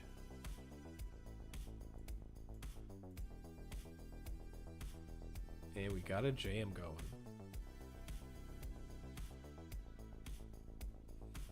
So, I have a, 7-hour playlist of synthwave from StreamBeats. It's a copyright free for streamers music stuff, so it's on shuffle, and hopefully we have enough variety here for some of these long streams. If anybody listens and has been binging or something and is kind of tired of that mix of music, please let me know. I'd be happy to, I don't know, download some. There's so much potential music to download and play on shuffle here. I've been really enjoying the synthwave stuff that I've got going here, but I only listen to it like once a week, so I could imagine if somebody happens to come through and start binging these videos, they might get a little bit tired of the same stuff. But in any case, here we go. We are moving. Well, possibly moving. Alright. Our allies are making silly decisions. Normally I would skip and let them move, but I don't want that. So I think, Longbow, you're good to just stay still. I want you to be accurate. You'll have one more turn of that. Your gun. Can you get reckless move there? No, you can't. Can you move there? No, you can't.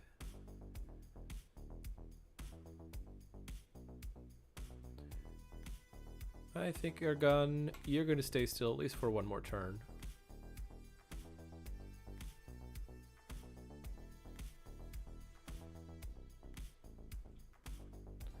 Alright, Hopscotch. You're seeing what other people are doing. Gordana. Ooh, you have the chance to kick Mechanized Hover Platoon. But I think it's actually a stomping action. But then again, Gordana, we know what you're going to do. We know you want to kick and stomp and kick kangaroos and kick things.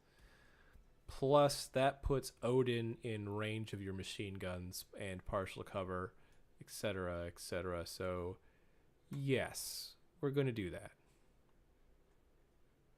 Also just decided if we're going to start thinking about SPAs, Gordana Banana should be looking at Melee Master. That's my opinion. Alright, Hopscotch, you're the last one to go. Where do you want to go? You've got a VTOL and another VTOL. That's 3 levels high. Elevation 3, so no. I'm going to say, like, it would be cool and possibly worth it for hilarity's sake to try and kick or punch a VTOL. Level 3 would be up to level 5. This thing's on elevation 6, so we would not actually be able to try anything on that, sadly. But I think we can jump there and try to physically assault that Power Man. Jump 5 into Heavy Woods is not a bad move, particularly with intro tech ranges on things. Oh, but Luminous and Jamboree have moved forward to try to engage with Hopscotch. So Hopscotch, you are depending on that TMM5 to say, oh! Oh! What did I say earlier? Didn't I say something specifically about getting in close because their artillery might engage in friendly fire? This is just like the thing about the dropship, like the building thing and then death. Here we go. Thumper artillery vehicle, Kashmir, shoots, needs a 10, rolls 3. And the thing about artillery is the worse the roll, it's the differential between the target and the roll, and that affects how far it travels. And it hit Odin. So let's slide this over and take a look over here. Odin's right here. Now, it didn't hit directly. It's only 5 damage. But the thing is, every single member of the infantry platoon takes the damage. It's not just 5 damage and 5 guys die. It's not just doubled 5 damage. Because that's the other thing, right? Infantry is hit by area effect artillery. Damage doubled.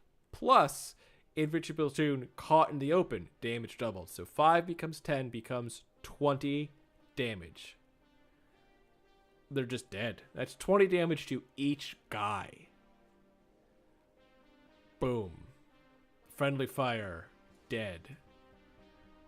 Alright. Gordana Banana. I don't think you can shoot at Odin anymore.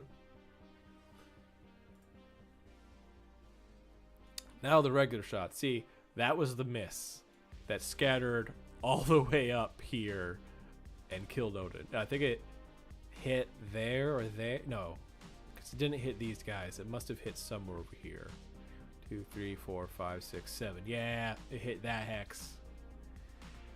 Oof. Alright.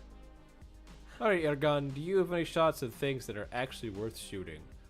I think you want to shoot at Luminous, because Luminous, I think, has guns. Yes, Luminous has guns. Shoot at the thing with guns. Done.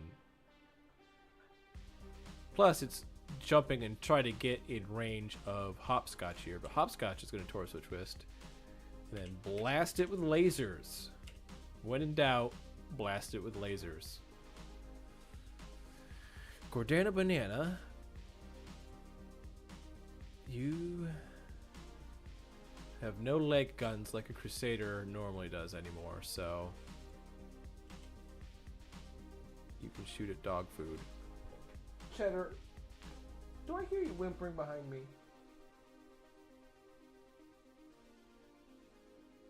Yes, I hear there is a whimpering dog. 1 second.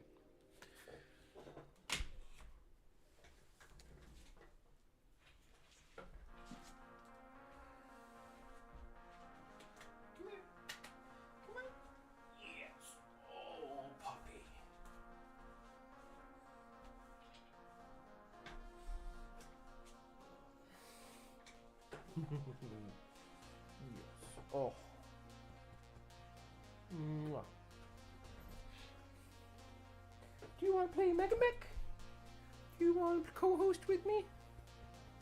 Mm-hmm. I think she does. Alright, where were we? We were gonna pet the dog. And then pet the dog, and then Gordana is going to shoot dog food here with a PPC. Done. Alright, now we got the longbow with the missiles. Are you Wiggly? Are you Wiggly? Do you need support? Can I not use the mouse? Want me to lean back? Woo.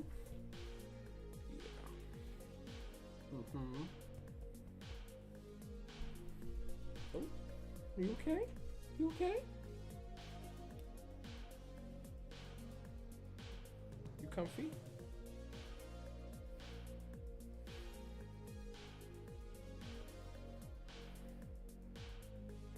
You comfy? You good?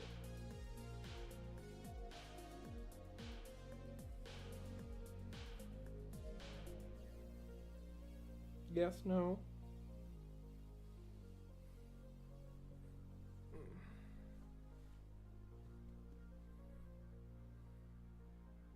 You went down? No?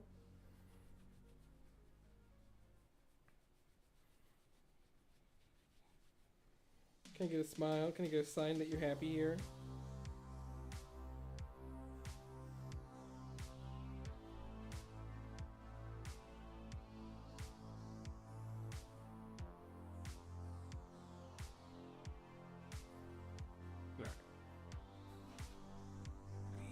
Wheel myself closer so I can use the mouse. Alright. Missiles. Where do they want the missiles to go? I don't like Luminous because it moved in behind my ally and we're shooting on 9s. 9s are okay. Dunfire. I can move the mic a little bit closer to me again. Can't see, it's blocking my face. I kind of can't see parts of the screen. But here we go. Alright. They're gone. Hits Luminous with a PPC. Misses with the other two guns. Field Gunners AC2s. Hit Irgan. Two of them. Glancing blow. 1 damage. No big deal. Hopscotch. Hits with a bunch of medium lasers. Ooh. Pompadour. Okay, destroys a VTOL. Gordana Banana shoots the PPC at the Harvester and Agromech. And look at all that red text. Just from one PPC. This tells you that, you know, an Agromech is not really made for combat. Alright. Looking through. AC5 does hit Irgun. Longbow hits with 1 LRM-20. 12 missiles. There's going to be enough for PSR on that thing. And alright, Griffin hits our ally Sif, the Panther. Don't like any of that. Jetpack shoots an LRM-15 and he hits air gun. Needs 11, rolls 11. That's a glancing blow, so that's going to be cut in half. And 9 missiles hit. Only 9 missiles. So then we have, oh no, our allied Wasp. The Wasp that doesn't even have a call sign lost its left arm. Otherwise doing okay. Alright. Woo! Lots of stuff. Dog food, the Agromech kind of fell apart. Are you comfy and happy right there? I'm not hearing you whimper.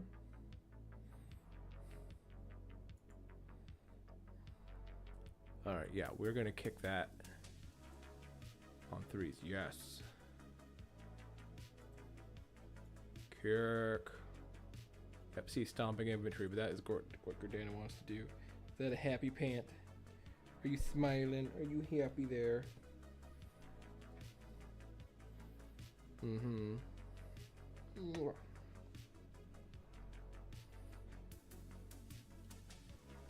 Oh, yes. If I could adjust the camera, I'd lower it to see you happy. Hanging out with me. Cheddar the MegaMek dog. There we go. Wheel just a little closer. Easy to reach the mouse. Don't have to stretch. Okay. Gordana Banana. Need 6, rolls 3. Misses. Does she fall? No. Fantastic.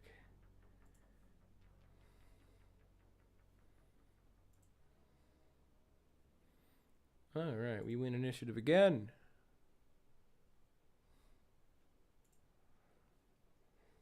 Yeah. Yeah. Like hanging out with me? I like being a little lap dog. She's a bit big for a lap dog, but she likes it. She likes the attention. She likes the cuddles.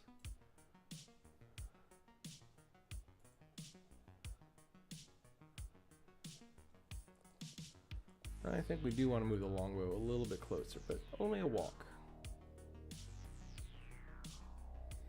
Uh-huh.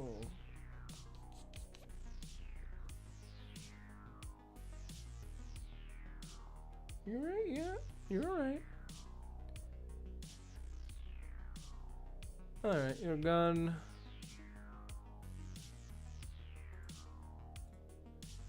We'll actually move a little closer as well.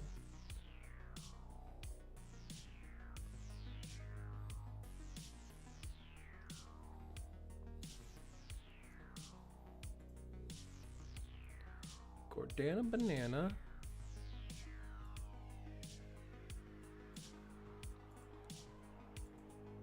Yes. Got the machine guns. You gotta use them.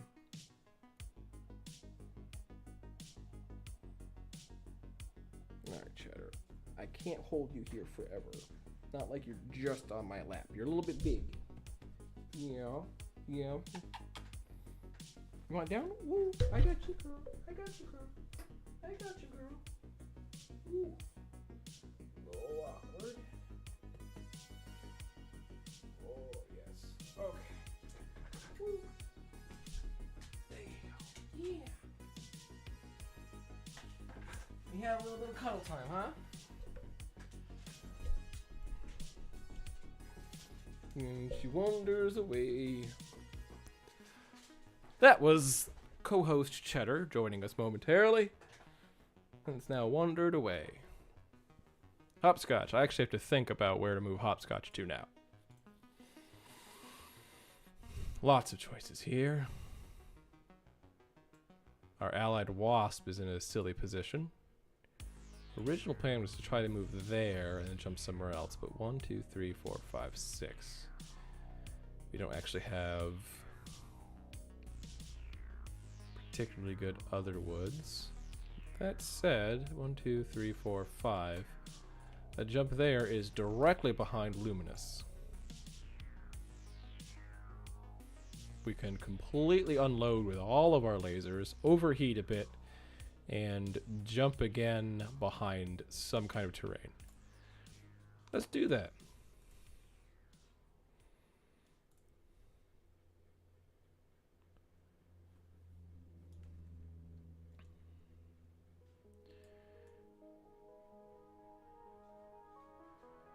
Air gun. Alright, air gun, you can shoot at haircut, and that's about it. Hopscotch, we've already decided you're gonna shoot Luminous in the back. Apparently not the PPC, because that's unloading with that is gonna really redline you. 16 heat over. We do not want to do that.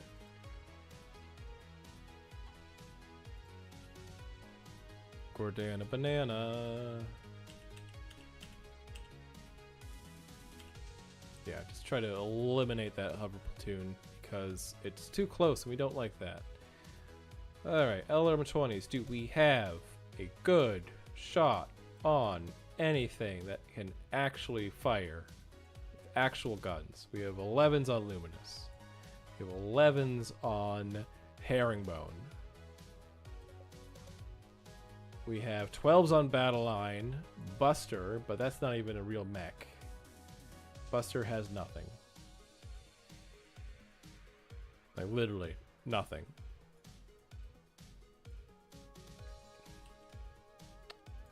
I mean, haircut on 9s. Tabula Rasa, the jumping, but well, heck with it. Tabula Rasa, we're doing it. We're shooting at you because you have SRMs. Secondary target, let's fire some of these medium lasers. You know, let's overheat because, like, we're not going to care.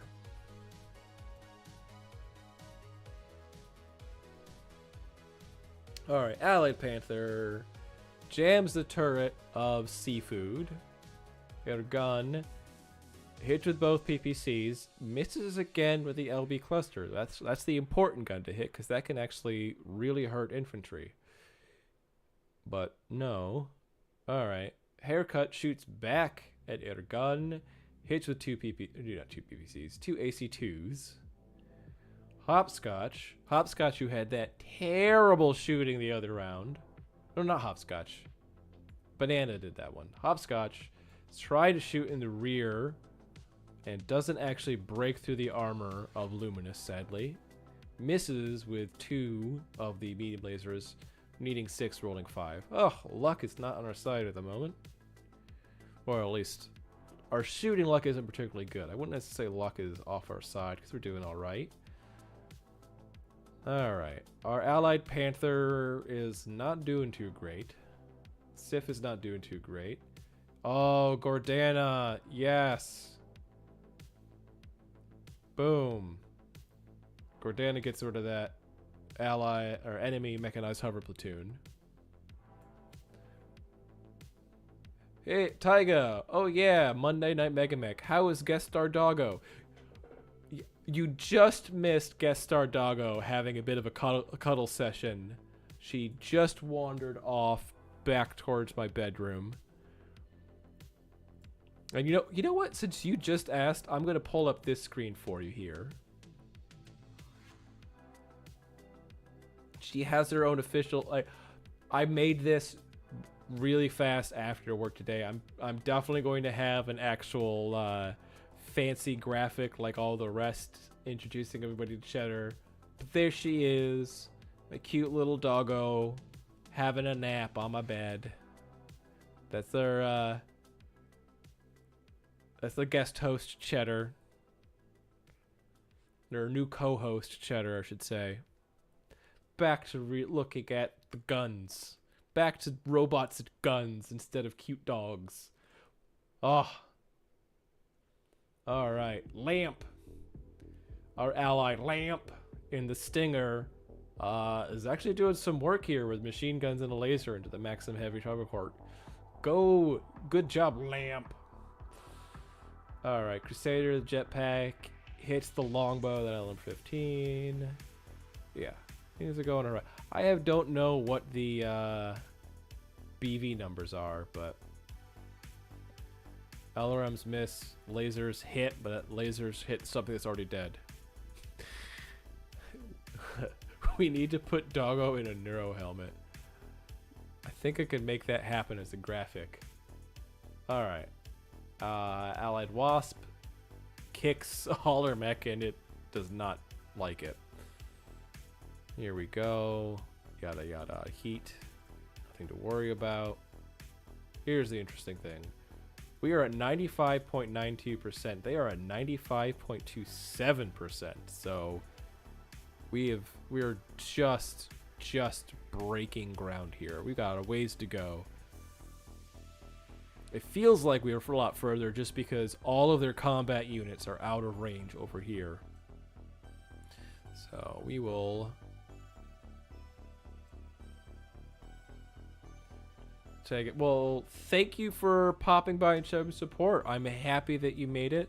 I hope you watch the VOD and see Cheddar in her glory as she whines behind me and I grab her to cuddle for a minute.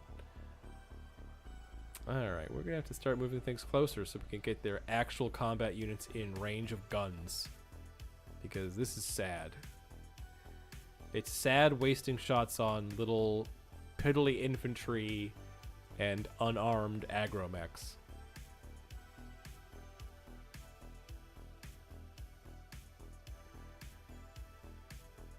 Gordana Banana, you have a kill. But let's move you forward because you have the machine guns. Yeah, we're gonna send Gordana Banana up here as much as we can, charging forward. Because she's got the machine guns and SRMs. She is an infantry killing machine. That's a poison banana.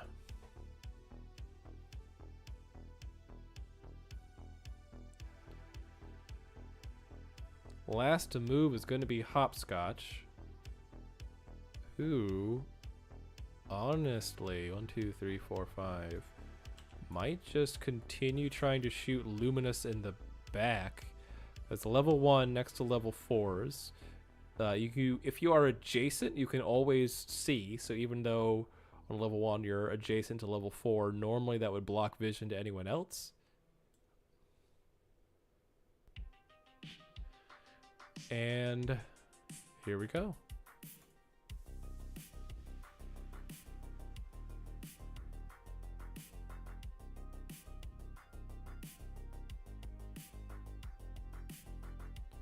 Alright, dog please destroyed by ejection. Oh, 15 damage. Banana Peel, you're right in line with the artillery somehow. On a miss. 7 hexes away from the target. Oh, 5 damage to the head. We rolled with edge. Ouch. Alright. Your gun, you actually have frontline combat targets now. Between Jamboree and other things. I think you're going to target... Well, that's a +4. That's a 9 versus a 7 and a 6. What do we have here? We have a 3-4 with AC-2 machine guns, and we have LRM-5s, machine guns, SRM-2s, heat-seeking. So those aren't actually the most useful. But I think in terms of eliminating a target, we do actually want that. And solid shot. Did I hear we got a good war crime mech? I love Battletech. Yes. Yes, we did and do. Sadly, it doesn't currently have Infernos. I think actually I have Infernos in my inventory, my warehouse, now they mention it. I mean, it's been a while. I think I tried to order Infernos. So in theory, I could have swapped out ammo knowing this and gotten Infernos, which I probably should have done now that I'm thinking about it. But too late. Yeah, we're going to overheat by 9 here, shooting at the back of Luminous, because we've already stripped rear armor in a couple of locations, so it's not going to take much to actually kill that thing. PPC at haircut, yes, done. And last but not least, the longbow, the LRM-20s. Where do they want to go? They can go most anywhere they want, but we've got a lot of good targets in medium range here, namely this one. 8s, 42% chance. That's a good chance to hit, so we're going to fire those. And secondary target, not overheating. Fire some lasers into the Maxim there. Boom. Alright. Critical. Engine destroyed, immobile on the Hovey transport. Now, I saw the icon change. I'm going to look at that. That looks bad, and it might die because hovercraft can't go over water. And if that is depth water... Nope, depth 0. It's fine. Never mind. We're going to scroll down here. See anything interesting? Hopscotch. 5 damage right torso rear. Taiga. Infernos. Friendly enemy has a Black Hawk Prime. If you're fighting somebody who brings a Black Hawk Prime, I guess if you're playing MegaMek, it's kind of random, but nobody in their right mind who's not, you know, dedicated to true classic grognards, nobody is going to just bring a Black Hawk Prime. It's not a particularly good design. Anyway, we got some critical hits.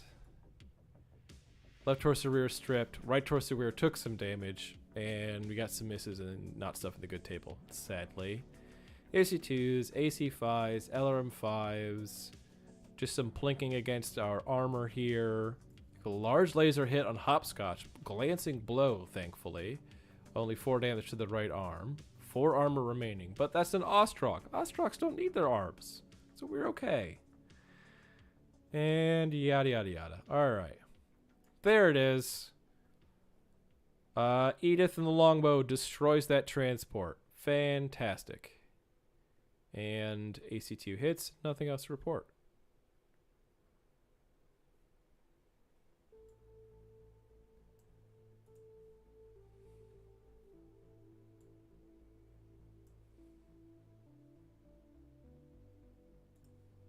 It's the crab of the clans.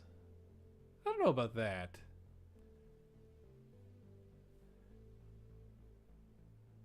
Oh. Hold on a second. Now I gotta point something out here.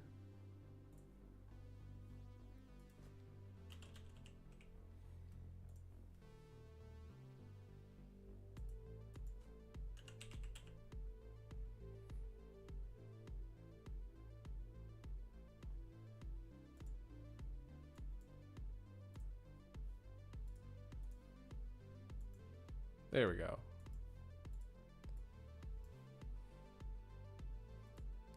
Alright, pulling up the crab.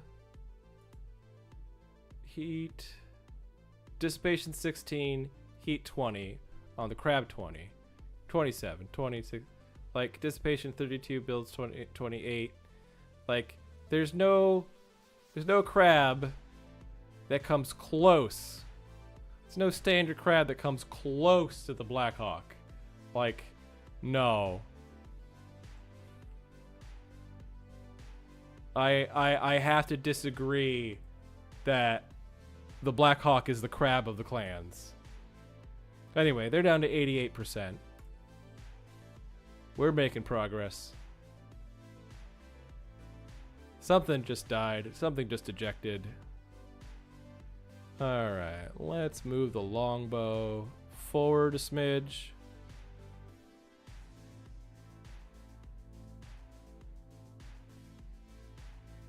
Enemy is moving. Let's move our gun a bit more forward. Still at a... yeah, still at a walk. Why not? We're at long range. We've got plenty of armor.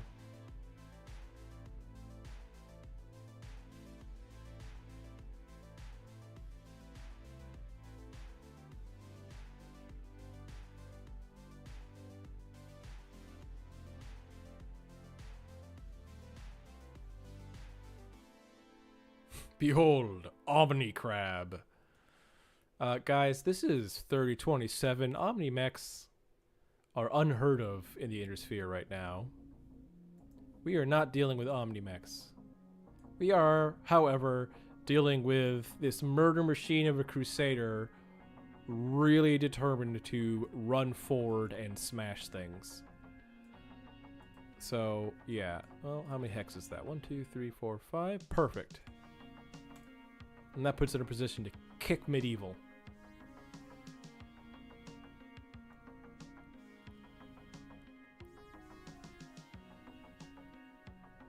And hopscotch. You are overheating by a bunch. You do have heat sinks in your legs. So you could jump into depth 1 water somewhere. But that's all depth 0, so that's not going to help. 1, 2, 3, 4. That is depth 1, but it's not where you want to be.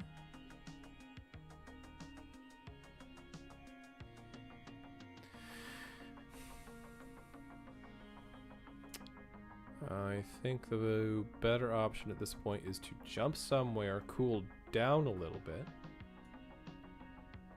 and possibly melee if you can find a spot to melee from.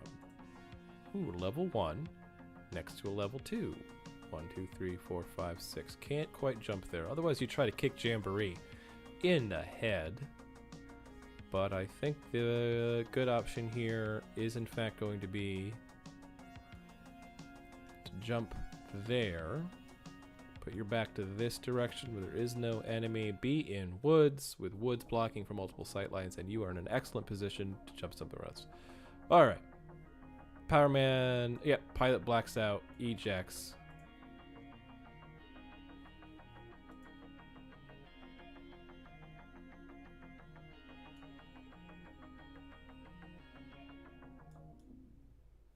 Alright, your gun has shots, preferably on something that is actually combat worthy, and that is still just haircut. Because line of sight is blocked on most everything else. I guess you can shoot at banana with flamers. Yeah. Let's shoot a banana. I don't like flamers right now. And we'll overheat a little bit to deal with heat.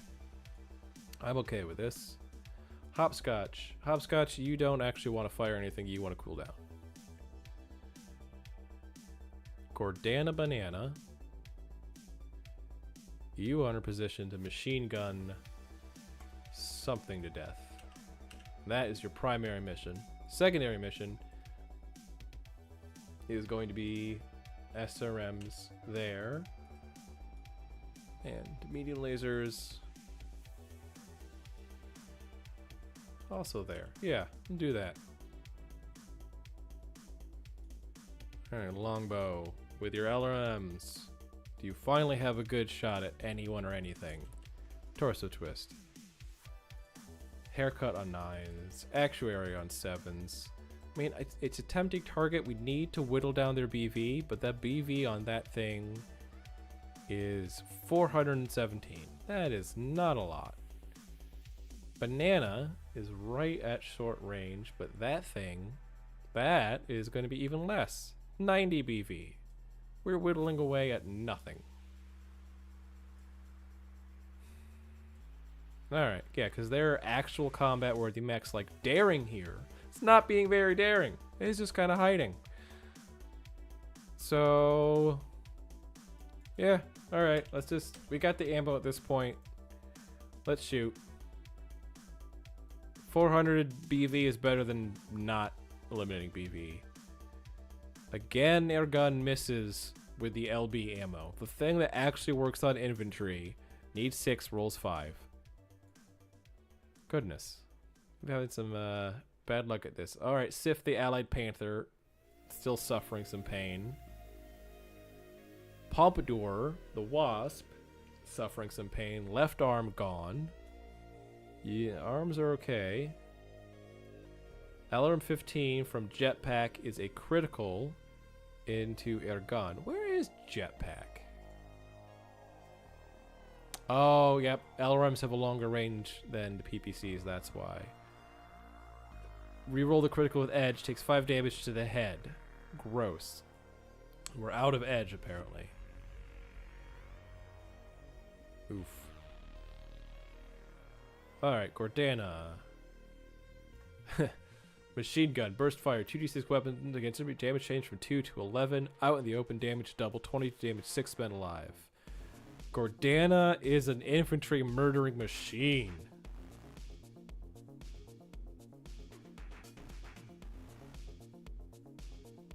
Alright. AC2's on your gun, nothing to report. LM20 actuary hits, LM20 actuary hits for 6 missiles and 12 missiles. And our allied Panther falls. Gordana, you came here to kick and you are going to kick. Ooh, that's a lot of red text. Oh my gosh. Oh goodness. Pompadour kicks a VTOL. Look at the camera, not my secondary monitor. Look at the camera. Pompadour kicked a VTOL. Pompadour, you win. And oh my gosh, it crashes into the water. Oh, that's amazing. That is amazing. Fuel tank hit, vehicle explodes. Look at this nasty explosive text here. And Gordana gets another kill, kicking the armored personnel carrier to death. There we go. And the Condor heavy hover tank destroyed by watery grave. Done. All right. We're murdering. We're making progress. They're at 78.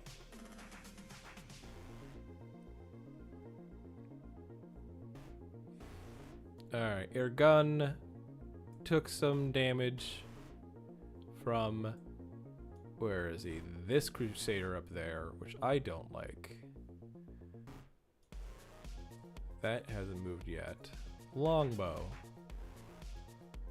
Move there. No, don't move there. Move there.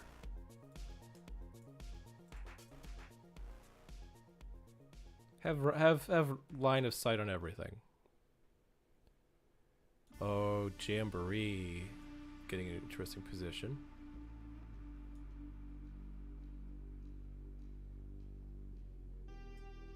Your gun is 5 heat. I don't like that. He's there. You'll moved 3 hexes for 1 TMM. We're gonna wait. We're gonna see where that freaking jetpack has. All right, jetpack. If you are on level 2 and your gun moves to level 2 there, well, that's definitely gonna put too many woods in the way. Yep. Because jetpack is the one thing that seems to have a line of sight potentially there, and we don't want those other M15s shooting.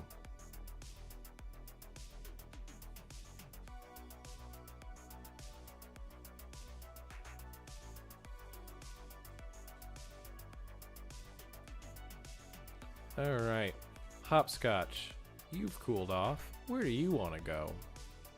We don't know yet because Daring hasn't moved. Gordana, ooh, Gordana, you do want a murder haircut. But you just need your machine guns for that.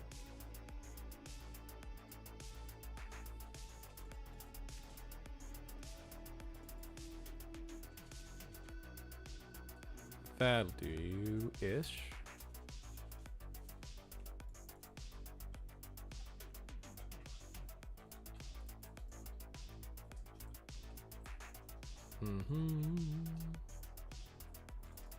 Yeah, that'll do.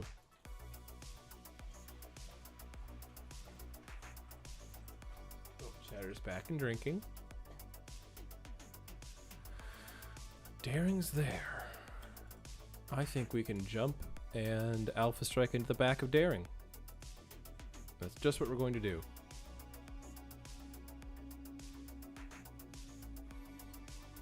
Good gun. Any actual combat targets.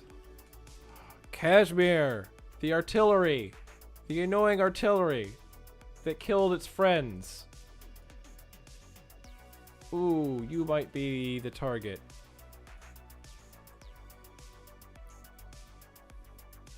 Because what is your BV? Your BV is 750. Yes. You must die. And actually we're going to change the order of operations here because we're going to fire some medium lasers into this thing that is in range, and we do want to cool off potentially a little bit. And no, we don't want cluster, just a standard AC shot. Boom, done. And I think we can actually fire the longbow into that as well at medium range. Lovely.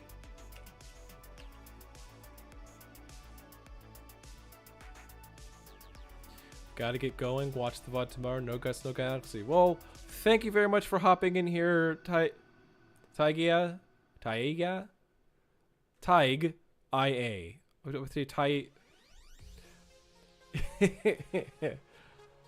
Taigia 527. Yes, thank you so much for coming on in. Sorry for not pronouncing it. I think Taiga is like a dual land in Magic the Gathering that I know, but I think it's spelled different, so I apologize if I'm stumbling over that. But in any case, yes. Lasers, that's what's on my brain. Lasers into the artillery. Done. Alright, and ooh, I think we have to do an actual Alpha Strike and overheat shooting at Daring. We're gonna risk it. I'm gonna risk it all. We're gonna risk it for the biscuit. Primary target, machine guns. Secondary target, everything else.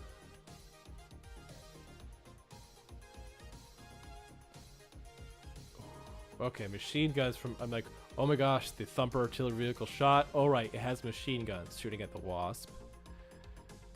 Lamp is taking damage. No, Lamp. Why you hurt Lamp? No, not Lamp. Lamp lost his arm. Alright. Lots of hits from your gun into the Thumper artillery vehicle. Jamboree shoots Lamp. Lamp lost its right torso. Lamp is gonna die! Lots more damage into the Thumper artillery vehicle. Not enough to really critic it, but major damage. Vehicle is immobile, so it's not gonna last long. But Lamp is destroyed!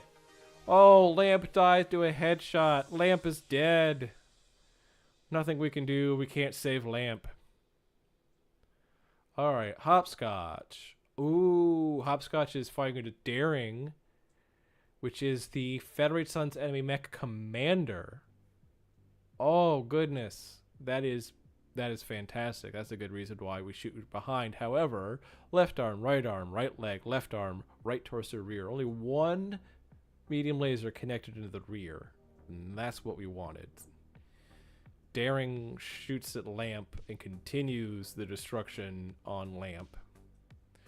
Oh my gosh, Lamp is just being obliterated. Banana Peel is shooting and kills men, kills infantry. The murder continues. Hopscotch, you can double punch into the legs, yes, because you are an Ostrock. And you hit. Damage to the legs. No armor remaining on the right leg. That's good to know.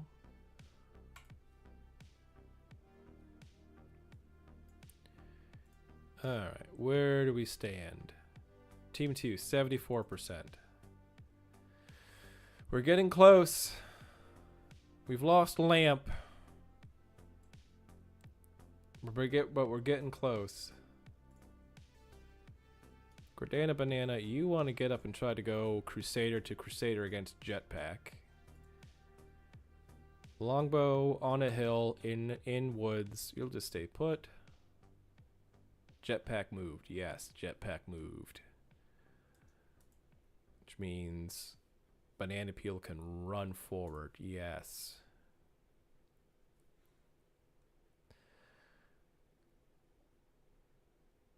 Our Crusader has much better short-range engagement than theirs. It's a custom. So Gordana Banana. You know what, Gordana Banana, if you win this duel against another Crusader, I think you'll earn a new nickname. In the meantime, our gun has to move.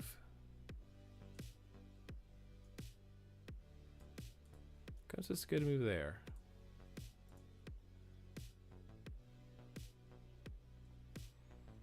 Okay, Daring, torso twist, and that's it. But we are at 11 heat before any movement right now.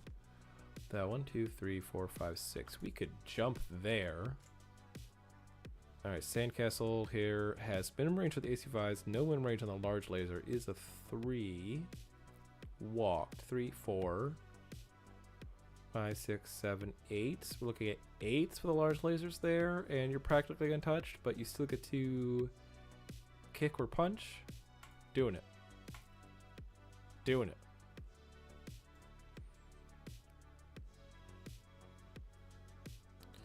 Alright, your gun, you can get an aimed shot into the tank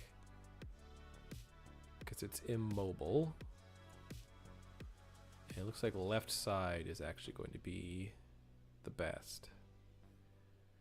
PPC, PPC.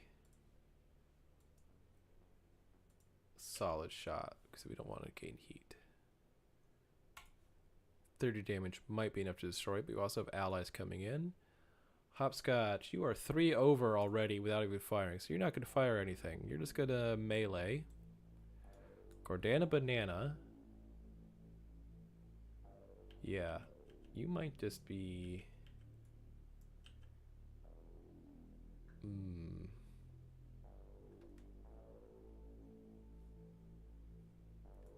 Yeah, you can do that. And Edith with the missiles.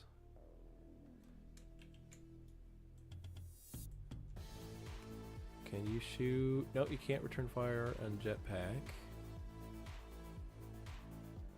You can shoot on sandcastle though. So yes, that's what we're gonna do. Daring, shooting at Sif. No, Sif shooting at the Thumper artillery vehicle. Hits for not much effect. Your gun does get the kill on the Thumper artillery vehicle. Not all that much more to report at the moment. Hopscotch does not get shot by those large medium lasers. Oh, the rifleman doesn't shoot its large lasers. Guessing this was avoiding heat on rolls. But look, roll needs 8, roll 7. So we did an excellent move there. Griffin shoots a PPC at her gun, but only takes half damage. 5 damage to right arm, 9 remaining. Gordana Banana does take some fire here from Jetpack, but Jetpack misses with most of its guns. Alright, Ally shoots at the already dead thing. Gordana Banana hits with most of her guns. She does get a critical hit against the Crusader into ammo, but the ammo's empty. Oh, but the joy continues because she gets a double gyro hit on that Crusader with a critical from the SRM. She's going to run forward and kick that thing. That's what she's going to do. She's going to go kick that thing. And it's going to be on the ground. Haircut does hit Gordana in the rear with an AC2. Yep. Jetpack falls because you're really automatically falls gyro destroyed. So that thing is not in good shape. Hopscotch. You're going to want a double punch. You're going to want a double punch. You want that head hit. Buster Hollermech, Federated Sons, hits Pompadour. Ooh, Pompadour loses its leg, which is funny because Pompadour kicked a VTOL. Continuing on, Hopscotch punches and punches to right arm and right arm, does not hit the head like I wanted. Pompadour falls. Hollermech falls. Lumberjack Mech is at 15, avoids shutdown. Here we go. They're at 70%. We're at 83. Tactical Genius report. Okay, this is a new thing. I just gave Ircon just leveled up in tactics. The order for movement is Federated Sons Infantry, Federated Sons Infantry, Combat Allies. Okay, so it tells you what's moving. Interesting. Because this is just the battle report that we see normally anyway. So I guess if you're playing in a thing that doesn't let players see the round report, the Tactical Genius report is something similar. I don't know. It's one of the things of like it's not useful specifically to me right now, but it could be useful in certain contexts. Gordana is definitely coming up. Can only walk. Legs are okay. Legs won't take damage.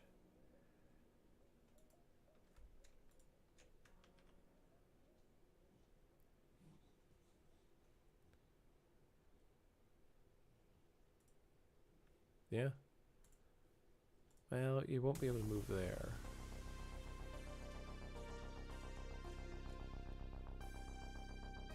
Won't be able to kick. But you want to be prone and adjacent. Yes, we're going to go there.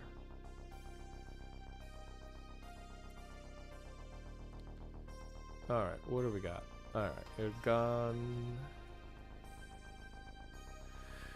Where do you want to move? Is that 0? That's depth 0, so we could move from there to there. Eventually. That's what we're going to do for now. Hopscotch. Yes! Gonna jump right back there behind Daring and try this all over again. Alright, we're okay. We made our saves.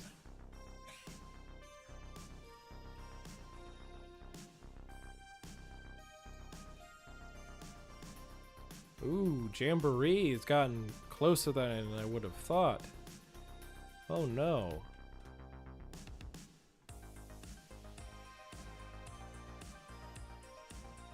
I don't like that. Alright, but longbow, you are not a normal longbow. You are a longbow with a lot of extra lasers, and you're just gonna shoot all of your lasers into Jamboree. And missiles is a secondary target. Screw it. Fire at banana. Not allied banana. Enemy banana. The bad banana. And then Ergon, you don't have any better targets, so you're just gonna PPC and laser into Jamboree. Your Jamboree is gonna return fire on you, and Alpha Strike into Daring, in the rear again. And Gordana, you everything but the PPC. You want to cool off a little bit. Done. Alright. Jump platoon, hits Gordana. Nothing significant. We've got a whole bunch of laser hits from Edith into Jamboree the Griffin. Nothing overly significant. We do have lots of LRM's hits into Banana, the foot platoon. Federated Sons Infantry does hit Pompadour. Pompadour is probably going to die this turn.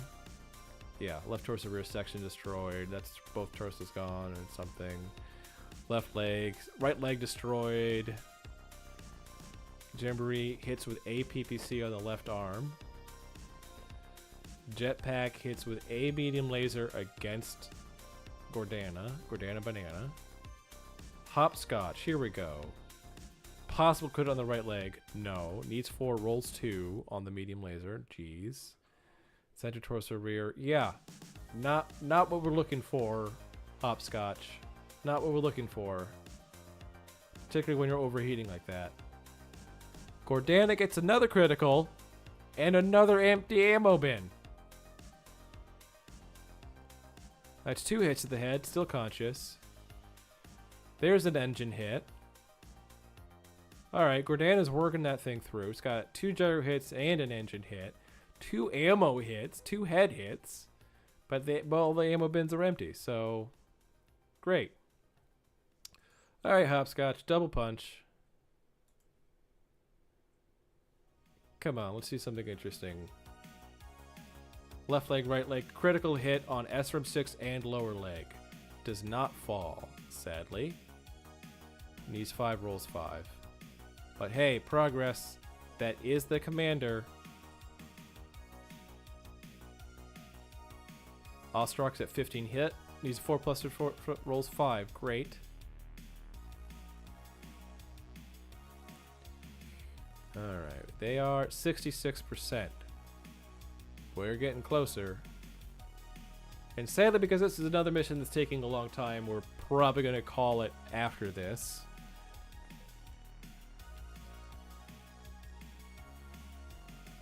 Alright, I'm going to let my allies move. I know I've been previously moving first so that light mechs can get into position, but their light mechs are dying or being stupid or destroyed, and their pilot Pompadour is walking around. Alright, so they've made all their moves. Jamboree has moved.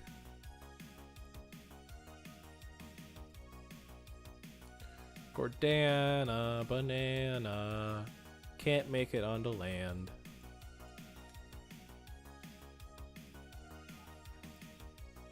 But can do that. Perfect. We are gone. I don't know where I want to move him. I want to move in position to shoot at Daring, because Daring is not doing great. He's on level 2. That is a level 2. That is level 3. 3 hexes. Oh. But there's heavy woods there. So we would get the better of that exchange, so yes. Hopscotch, you want to jump out of the way in a position where you kick Sandcastle in the rear, and that's what you're going to do. And we're just gonna simple torso twist for the longbow. Alright, Sif blacks out. Pompadour ejects. Our allies are falling. But we're doing okay. Okay, Luminous, is that still a mech? Luminous, it is still a mech. The Wyvern. Great.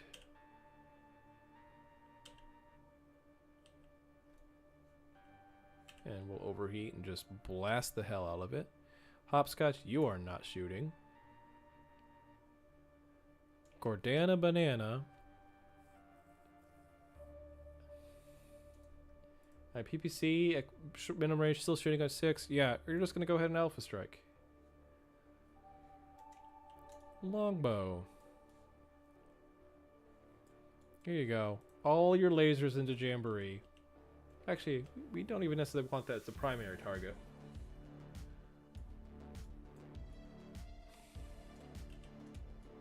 We are going to shoot Daring. Daring's going to have to end up being the secondary target because it's in the side arc, sadly. So we will do primary target with all the lasers. And secondary target on Daring with one of the missiles. And actuary with the other missile. Yes. Oh, nope. We don't want that. Done firing. Alright, let's see if anything can happen. They're continuing to fire on Sif. Our allies are actually taking the brunt of damage so far. There we go. Our gun gets a kill, destroying the Wyvern pilot in the cockpit. Hopscotch does get hit by a large laser at long last from Sandcastle. Alright, one medium laser does hit the cover of Banana Peel, so no problems. One armor left in your gun's right arm, because the Wyvern he just killed does shoot back. Sif is dying. Sif is taking a lot more damage. 4 total hits. Ouch. Gordana hits with PPC, hits with the medium laser, hits with the medium laser, hits with the machine gun, hits with the machine gun, misses with an SRM-6, hits with another machine gun, but does not get anything interesting. Just wearing down the armor of that Crusader that really should die. We do have a critical hit from Haircut with an AC-2 into Banana Peel's left arm. Loses a machine gun and a laser. Ouch. Could definitely have been worse for a critical hit. Alright. Laser rifle into Hopscotch. Glancing blow. 5 damage. So 2-2-1. No armor left on the right arm, but the right arm is empty. It's just for punches. Edith does shoot a whole bunch of medium lasers into Jamboree. Ooh, critical hit on the foot and upper leg. That's really good. That's a double critical. Elementary on Daring the Crusader does not hit the legs like I had hoped. Jamboree falls. Fantastic. Physical phase. We are going to try to kick. Kicks in the rear. Left torso rear. 12 damage. 4 internal sucks remaining. No crit. Sad. Alright. Piloting rolls. Okay, good. What are they at? Our team is at 77%. They're at 55%. You have 5 more percent to go. I think we can do this, guys. This might be the last turn. We shall see. I'm going to let my allies go. Be initiative sinks.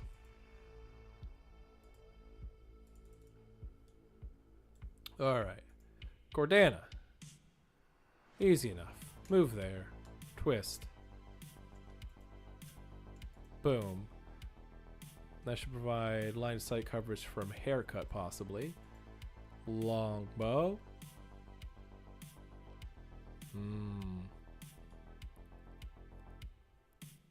Nope. You're just going to stay in the same spot. That's where you want to be. Okay, Sandcastle hasn't moved yet. Can't get into the rear position on Daring, even though that would be the best idea anyway. Got gone 1 step forward into Heavy Woods. Sure.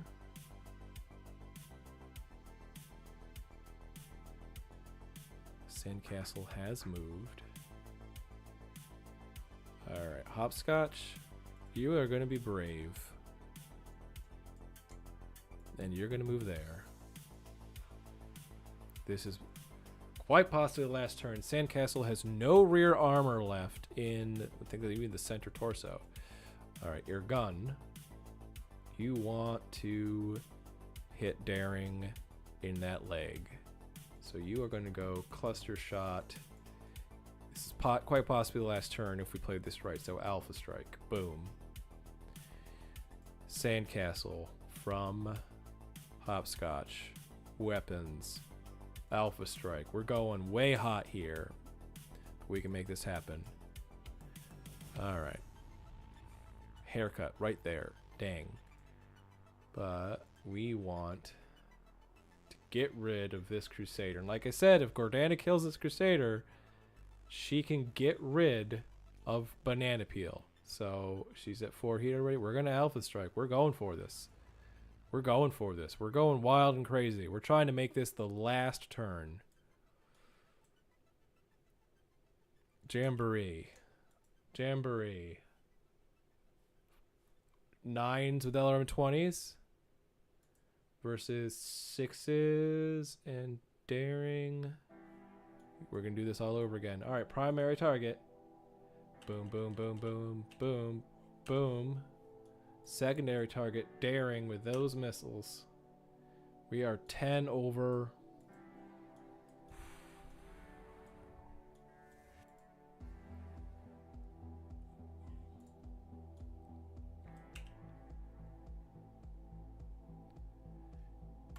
Yeah, we'll do that. All right. If we kill a bunch of things, we win. We just could do slash victory. Let's hope we don't take too much damage, because Gordana here. 10 damage. Upper leg, foot, hip on right leg and left leg. Those legs are falling. Daring is falling. Shatter's making some noise for attention. Hopscotch. Shooting left torso rear, center torso rear, left torso rear destroyed. Change to center torso rear, center torso rear, 8 internal, 3 internal. Oh, it's almost gone. So close, but that damage might be enough to lower the beef enough. Okay, Banana Peel, PPC hit, medium laser hit, machine gun hit, SRM hits with a whole bunch, SRM hits with a whole bunch, not enough to kill it. Sandcastle does get internal on the right arm with a large laser into Hopscotch, but Hopscotch is doing okay. Edith in the longbow is shooting at Jamboree the Griffin. Gets internal with some of the lasers. Critical doesn't do anything. Lumberjack, not dead. Daring, not dead, but we do get more critical hits everywhere. So we didn't kill anything, but we might have dealt enough critical heat pain to lower their total BV enough to win. We shall see. We still have melee. We are definitely going to try to double punch into the back of Sandcastle, because if we hit center torso, it might be dead. We are 100% going to try to get that kill on that Crusader there. Okay, Jamboree punches our allied Wasp. There it is. Hopscotch kicks and kills the rifleman, destroyed by damage. That right there is probably enough to get us over the line.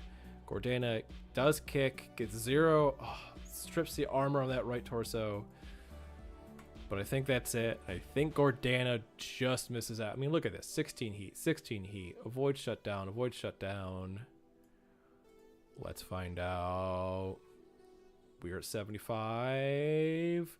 And they're at 39. That's victory. We did it.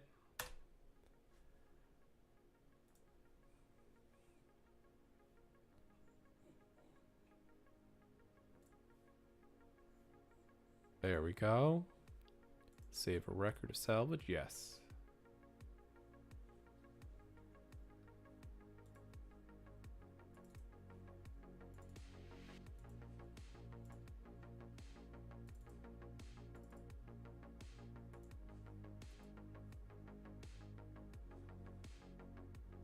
I control the field. Perfect.